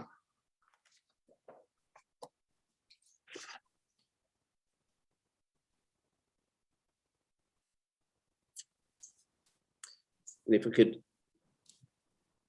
move down to the second page, please, and the largest paragraph on that page, the one with sidelines A and B. I'll just read this into the transcript. Ed Daveron then reviewed his plans in connection with the Stephen McCarthy case. He had consulted a solicitor who had said that on the basis of the evidence gathered by the Revolutionary Coordinating Committee, there appeared to be sufficient evidence to take the case before a magistrate who could not refuse a warrant for the arrest of the 2 police officers concerned. After taking statements from the witnesses and family, this would be the next step. The family had said that they were prepared to give financial support to another public meeting. Legal action was also being contemplated against Chief Inspector Forrest for his part in the riot after the meeting at Islington Town Hall, when he had used his position to cause and support police brutality. My preliminary question, just so we understand, is could you help us with what the Revolutionary Coordinating Committee was, please? To the best of my recollection, that was the name of the ASLOT, the Irish INLSF, and that Black organisation, Black Unity and Freedom Party, always being super optimistic and having great ambitions for the glorious times ahead when many other organisations come and join us. We called ourselves a revolution. I'm going by memory, but I'm fairly sure this is what it's referring to. So they don't call it organisation, they call it coordinating committee. And as the name implies, it was coordinating. So the INLSF and the Black group are coordinating with each other. So this is, I'm fairly sure that is what it refers to. The idea is that it was going to expand and other organisations would join, but that never happened. Thank you. Can you recall whether or not the plan to issue warrants for the arrest of the 2 police officers were taken forwards? Oh God, no. I have no recollection of ever seeing this stuff before. This is like, my answer here is the same as with respect to going to the Chinese legation. It sounds like a grandiose plan to get everyone excited. Nothing, I don't even, if anything was being done, I would remember it, but I have no recollection of any of this. This was people thinking aloud and being ambitious. That's what I ever went. Dr. Temple, I'll tell you what I'm driving at. What this is, yes, is legal advice being recorded by an undercover police officer. And what I'm driving at is, was there any more legal advice given by a solicitor, which was then relayed by Ed Daveron or anyone else, which Alex Sloan would have heard? I don't think that, I remember the great majority of what was spoken about, even though it was 50 years ago. I can tell you the great majority of everything that happened and what people said. And I don't recall this. So this, somebody went and saw a lawyer. Their favorite lawyer was a person near the Borough High Street by the name of Benedict Bernberg, his name was. And that was probably the source of the advice, most likely, but it could have been another lawyer. So somebody went and spoke to a lawyer and repeated this at a meeting. Probably this discussion was a 10-minute discussion. I have no recollection of it. Clearly, Alex Sloan wrote it down. This grabbed his attention and he thought this was very interesting. And so he wrote it down and put it in his report. Thank you, Dr. Temple. I'm going to move on now to the documents connected with the emergency conference late in June 1971. Could we have up, please, MPS-0739-470? That's at tab 20 of the bundle. And if we could keep going, please. If we could scroll down, please.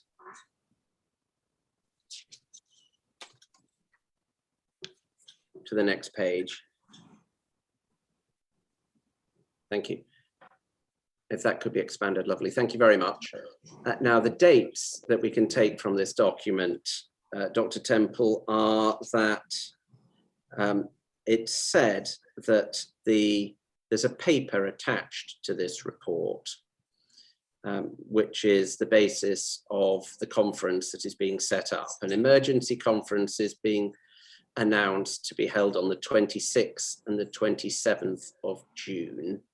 The paper, which is setting out some allegations against members of the INLSF, is said to have been circulated on the 20th of June 1971, and there are said to have been already some expulsions from the CWL on the 16th of June. So I'll just take you through those.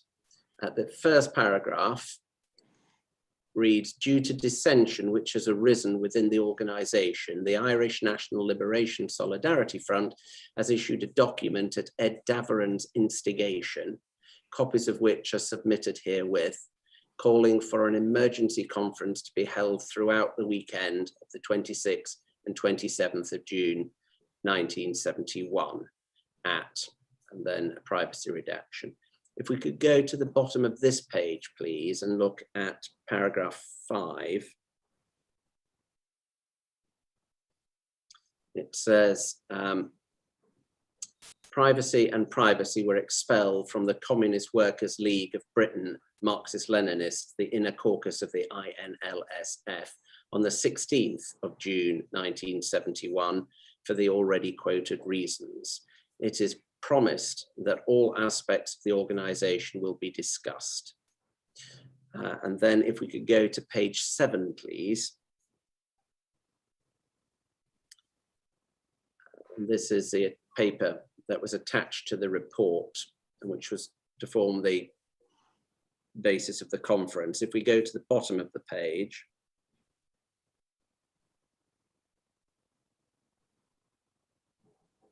says this statement is for presentation to INLSF comrades on the Sunday, the 20th of June, 1971. So it sets out the allegations against the individuals. My first question to you is, as far as you can recall, is the chronology of this paper being presented to the INLSF at a Sunday meeting on the 20th of June, 4 days after 2 expulsions from the CWL and the weekend before the emergency conference, correct? Okay, let me try to answer it as best I can. Firstly, this name, Communist Workers' League, I assume that must be correct. So I think what I said earlier was incorrect. I don't recall us using that name for the inner group, but apparently we did. There was later, after this, about 2 months later, so July, August, Daveron decided to organise this British group, Communist Workers' League of... No, I'm sure I was right the first time. This Communist Workers, this is 2 or 3 things getting muddled up together. The Communist Workers' League, I'm sure, was the new organisation which Daveron invented after the split. We made one more issue of the Irish Liberation Press. It's like somebody, their wife dies, you want to wait a respectable period, like a month before getting married again. So after having the split with Davern saying that we are not a British organisation, we're an Irish organisation. So that lasted about a month, 2 months, made a new issue with the Irish Liberation Press. Then Davern turned round and said, okay, guys, now we're going to make a British organisation and a British newspaper. I'm pretty sure this name, Communist Workers' League of Britain, that says Britain, it doesn't say Ireland. So this organisation came later, well after the split. How it got muddled up into this document, I do not know. Now, getting back specifically to the split. Okay, as I said, I went to Ireland at Easter 1971 with Joe O'Neill and 3 others. After we came back, things came to a head. Joe O'Neill was decided that Davern, and he decided correctly, was bored with Irish activities and wanted to go over to British activities. Joe O'Neill figured that out correctly, and that caused the split. So one group of people decided to resign, Joe O'Neill and several others, and Davern, several others, including myself, stayed for a few months. So that would have been, the split would have been after Easter, June. June would be about right. So June 1971 would be about the right date for it. So we had this conference, an emergency conference, big argument, split. Joe O'Neill and several people walk out, other people stay behind, and then the people who stay behind then had a formal motion expelling all the people who had already just resigned. You don't resign, you're expelled. You cannot resign, you're expelled. So we then reformed ourselves. Now you can call it a rump group. We were just half the size now. Does this answer your question? It does, and it takes me very nicely to the next one, which is, was it at the emergency conference on the 26th and 27th of June 1971 that the allegation was made against Alex Sloan that he was a police spy? Yes. Now, this is a good example of Davern, where I compare with Trump, pathological liar. He earlier had Joe O'Neill, I think it was Joe O'Neill who first came up with the idea that Alex Sloan was actually working for the police. And one day, Davern and Joe O'Neill, one or other of both of them, said to me, Norman, be careful, we think Alex Sloan is working for the police. So they warned me, and both of them clearly believed it. Now, we had this split. Davern is a pathological liar, and he says whatever he wants to say in order to try to maintain as many of the people as possible. He didn't want me and other people walking out on the organization. So as a cheap bit of ammunition, he, having already decided, he already believed Alex Sloan was working for the police. In order to make a cheap bit of ammunition, he said in the meeting, Joe O'Neill slandered Comrade Alex. Comrade means that they're a good guy on our side. He slandered Comrade Alex by accusing him of working for the police. Davern believed Alex worked for the police. This was a cheap stunt to score points by denouncing Alex Sloan, by accusing Joe O'Neill of making this terrible slander against a loyal comrade and accusing him of being a policeman. Alex Sloan then jumped up and said, what is the evidence?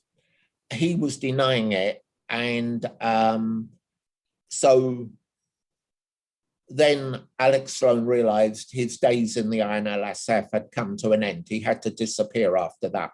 Now, after the meeting, later that day, myself and another person asked Davern, do you think that Alex Sloan works for the police? And Davern said, yes, I do. So we asked him and he said it. Now, Davern was always very, very careful. He was, he would never make a slip of the tongue, and it was very uncharacteristic of him because he was admitting, in effect, that he had lied in the meeting earlier. He had accused Joe O'Neill of making this terrible slander against Comrade Alex, when in fact the truth was he believed that Alex Sloan was a policeman. He actually believed it, and he was just using it as to score points. Thank you. You have to put yourself in the mindset of that time and the thought processes. Thank you. That's very helpful. Can I just dial back a little bit to the point at which you are first told that there are suspicions that Alex Sloan might be working for the police? Do you know whether anybody had done any research into his background? No. I don't know where the idea came from at all. I do not know. But I suspect it was Joe O'Neill somehow or other figured it out. He saw some clues. What the clues were, I do not know. At the meeting where he was accused of being a police spy, you've explained what you recall Davern saying. Did anybody directly accuse him of being a police spy? No. It wasn't that Davern was accusing Alex Sloan of being a police spy.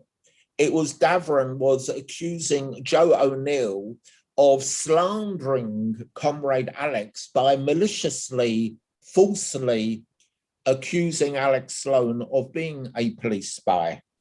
Yeah. So Davern was defending Alex Sloan. I understand that. And so that's why I'm asking whether anybody directly accused Alex Sloan of being a pig at that meeting or any other meeting you were present at. No. And you've explained your recollection of Alex Sloan's reaction to the allegation. Could you explain to us what Alex Sloan physically was doing at the time when he was asking what evidence there was? He was sitting on a chair. We were having a meeting. There were about, 10 or 15 people in the room, maybe 12 or 15 people in the room. He was one of the people and he was sitting on a chair listening to it all. Did he grab anybody? Oh, no. There was nothing physical at the meeting between anybody. Nobody touched anybody. And how long did he remain in the meeting after the allegation had been made?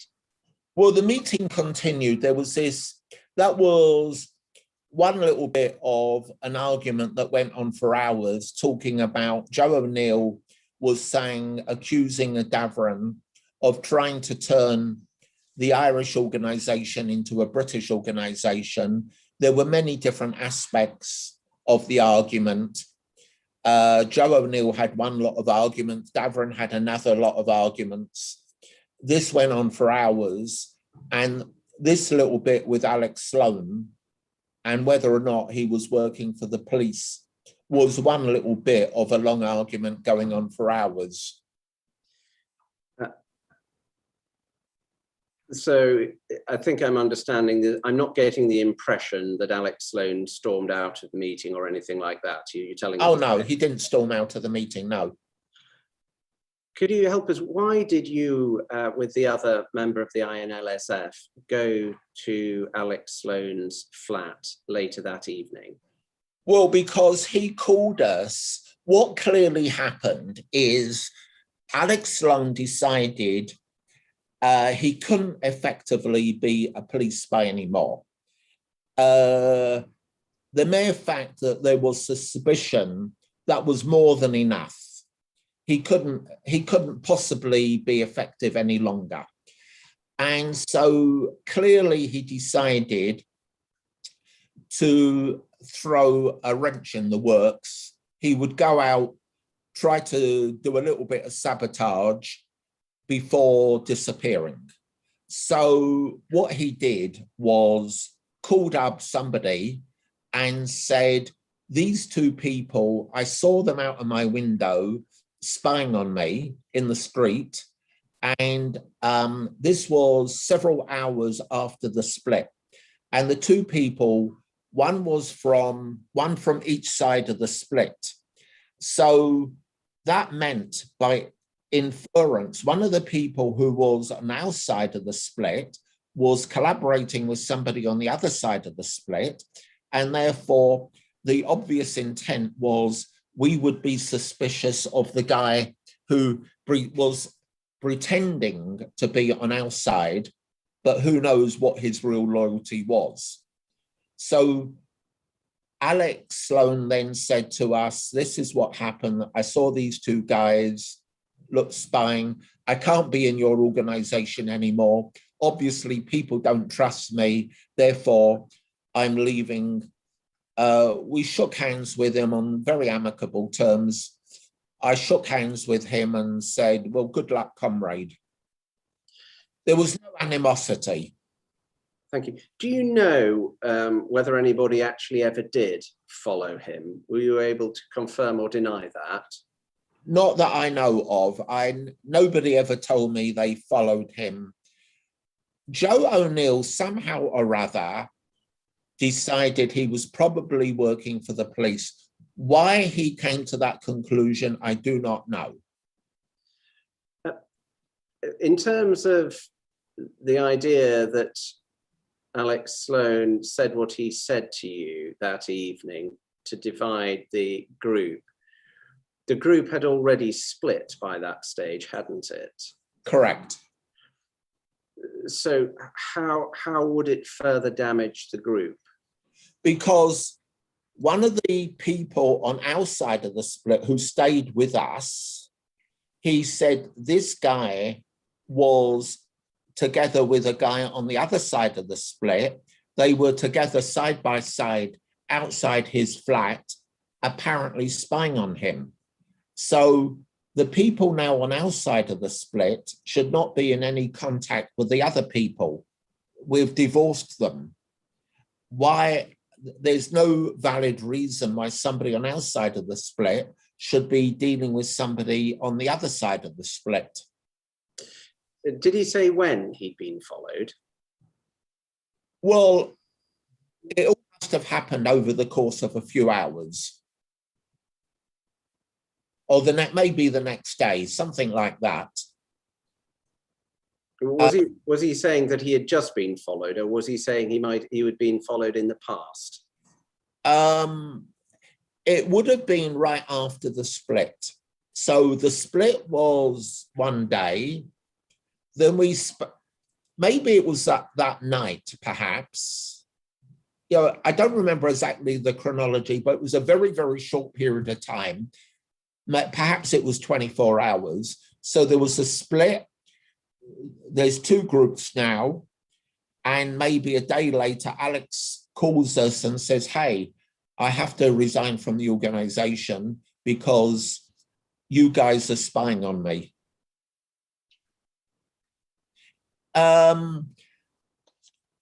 Maybe it was right after the split that allegedly this incident, which I'm sure never happened, of two people spying on him and being outside his flat. And then perhaps the next day I spoke to him. But I'm not sure exactly. It was we're talking maybe a day. The whole span of it from beginning to end might have been a day, two at the most. How sure are you that he said that two people had been following him? Oh, quite sure. He definitely said, he was specific. This guy from our side of the split and that guy from the other side of the split. It was very specific. I think it may follow from That was the whole point of it, to make it a credible argument. It had to be clear that it was two people from opposite sides who therefore have no good reason to be collaborating together. It may be obvious from the answers you've already given, but just to be clear, I'm going to ask you this. In the time after Alex Sloane had left, did anybody, to your knowledge, conduct any further research into Alex Sloane's identity? No, I never heard. No. Nobody that I'm aware of made any attempt whatsoever to find out who he really was.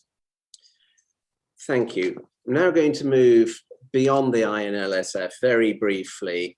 There's a report about the Anti-Internment League. It's dated the 13th of April, 1972. It's about arrangements for a demonstration that's going to be held in Bristol against the return of the Gloucesters to the mainland from Northern Ireland. That I think you have seen in the past, that was in the bundle. You've recently been shown a document about the Bristol March, which occurred on the 15th of April, 1972. Were you at that Bristol demonstration? No, I have never had the great good fortune to ever go to Bristol. Thank you.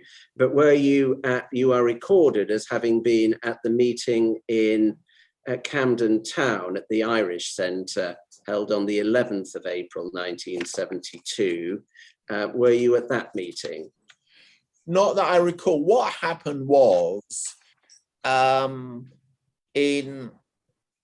left, quit Davern and everything associated with it in approximately September 1971. So after the split, I stayed on with Davern. So that was roughly June to September, along with Davern. But then I quit, and I had very, very minimal involvement with any political activities after that. Now, here and there, I did go to occasional activities. I was not actively involved in anything, nothing active. I'd never had an official position. I might have turned up at some meeting just out of curiosity, out of interest, hear about some meeting in London, go there, listen to it. So maybe I was at some anti-internment meeting and was out of curiosity listening to something. Somebody saw me there. But by then I had no active involvement. I wasn't organizing anything. I wasn't, no official position, no fundraising, nothing like that. Thank you, Dr. Temple.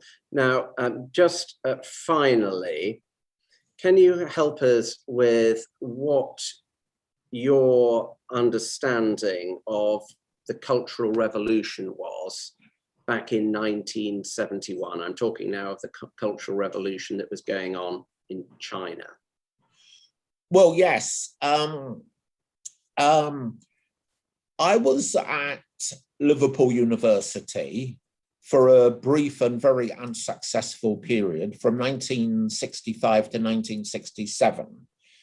I got thrown out for doing nothing, and that was the problem. I was doing nothing. So while studying, using the word in the loosest possible sense of the word, there was a room in the library with all the periodicals. And one periodical I used to keep looking at was from China. And that piqued my interest. And that's where I got interested in the Cultural Revolution. That was 65, 66. But I was a member of the Labour Party at that time. But later, 67, I was now in London, working in London, and then Vietnam was active and I decided to be part of it, and for reasons that made some sort of good sense at the time, God knows what I was thinking of, but I orientated myself not to the pro-Russian people, not to the pro-Trotsky people, but to the pro-China people. What was the attitude of the Maoists that you were circulating with in London in the late 60s and early 70s to the Cultural Revolution?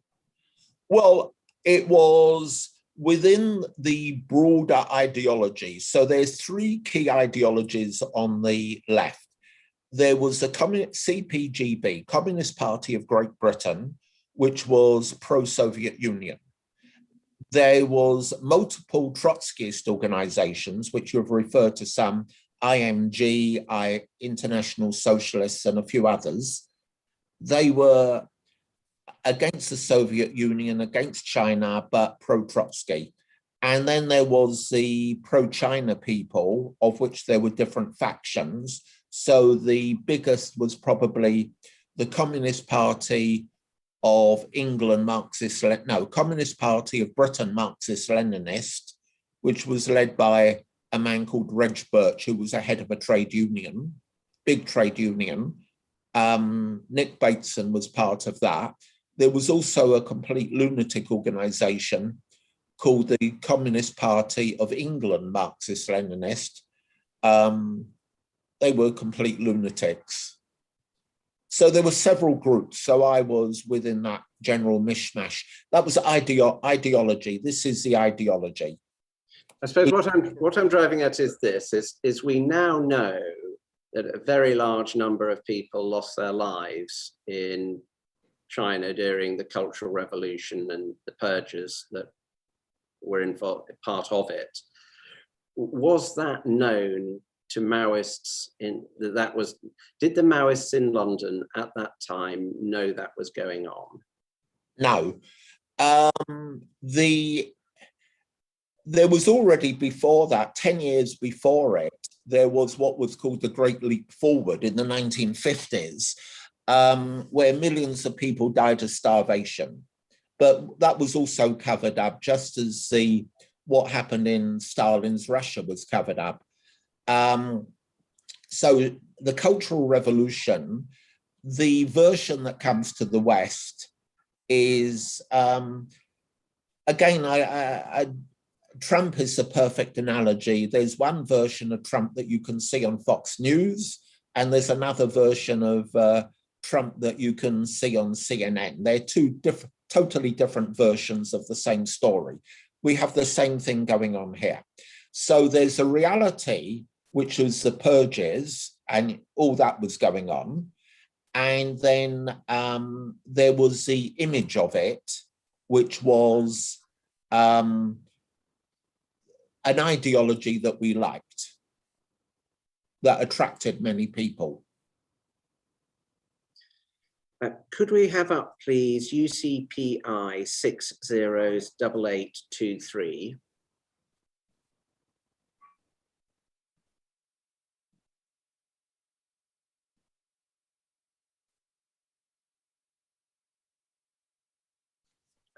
Thank you. It's paragraph 3 that I'm interested in. This is a report, Dr. Temple, from a Marxist-Leninist study group. It's dated the 15th of May, 1974. As far as we're aware, it's got nothing to do with the INLSF, but it does appear to be a Marxist-Leninist group. I want to read paragraph 3 to you. It says, privacy, during the course of his numerous interventions, stated that when the socialist revolution took place, some 2 million people in this country would have to be liquidated because they could never be converted to the cause of the revolution and would present a permanent threat to its continuance. He counted amongst these people such groups as senior police officers, especially those in special branch, members of the security service, senior army officers, big businessmen, and all leading members of the Conservative Party. My question is, how common were such views amongst the Marxists you were mingling with in the late 60s and early 1970s? Oh, absolutely not at all. I've never heard anybody come out with such a statement. Now, I'm guessing here, but I told you within the Maoist factions. There were different factions, and one group in particular was these totally crazy people called the Communist Party of England, Marxist-Leninist. This sounds like, my guess is, them or somebody very, very similar to them would have written. Do you know who the origin, what organization wrote this? All we know is it's a Marxist-Leninist study group. Okay.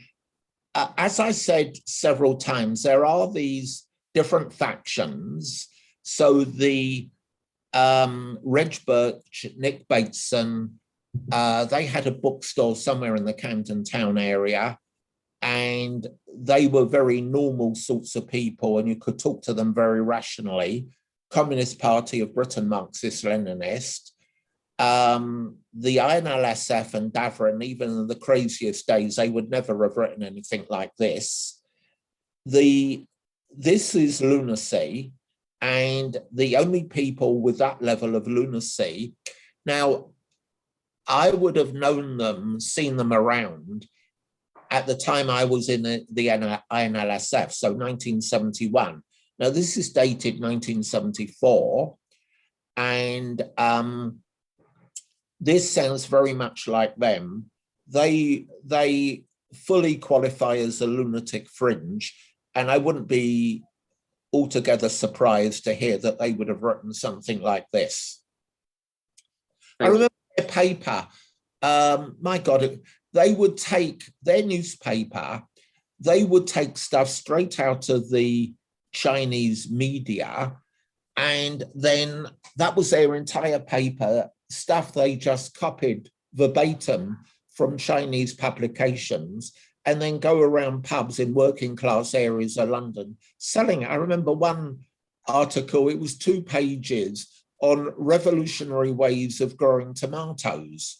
So they're walking around in pubs selling papers just full of this sort of stuff and expecting somebody sitting there having a drink in a pub to read a 2-page article on revolutionary ways of growing tomatoes and then be totally won over to their thinking. And then get up and say, yeah, I'm going to go and kill all the members of the police and the Conservative Party. You know, they were living in this cloud cuckoo land. That's an insult to cuckoos. Finally, Dr. Temple. Does that answer your question? It does, thank you. Finally, a question which I'm sure the chairman wants me to ask you. Could you tell us why you consider yourself still traumatized by your time with the INLSF? I will be happy to do so on condition you cut the connection going to the media and the general public and anybody else.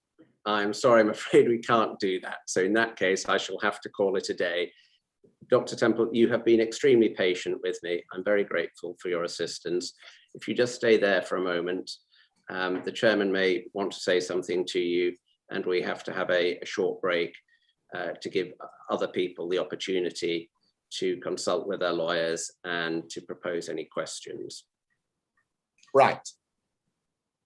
Dr. Temple, I'm not going to press the question, but I do have to wait for 10 minutes to let anybody else who may have any question that they want counsel to the inquiry to ask you to notify him. Would you mind coming back in 10 minutes? I'll just sit here and wait for your 10 minutes. And to repeat what I said a minute ago, if you or any of your colleagues out of curiosity are wondering the long-term impacts on me, I would be delighted to answer any personal question. It is personal information, which is why it would be within a narrow group of people. Forgive me, I had not realized that by asking the question that we were trespassing into personal matters. I, right. for my part, have no wish at all to do so. Okay. Ask you will hear it. Right. Then we'll break for 10 minutes. Okay.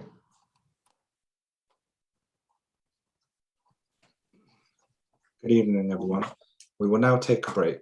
May I remind once again those in the virtual hearing room to remember to join their breakout rooms. The time is now 6:55 p.m, so we will resume at 7:05 p.m. Thank you.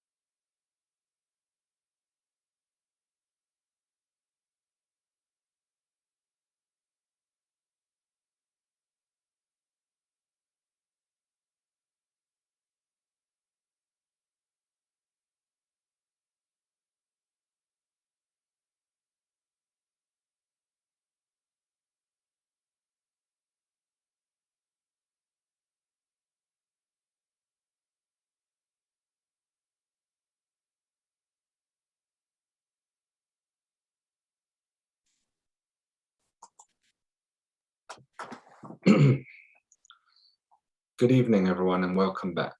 I will now hand over to the chairman to continue proceedings. Chairman. Mr. Barr? Sir, thank you. There are no further questions for Dr. Temple. Thank you very much.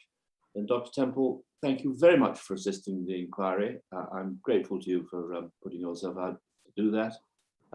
Your time with us is now ended. Thank you. Thank you very much. I'm happy to help you. Thank you.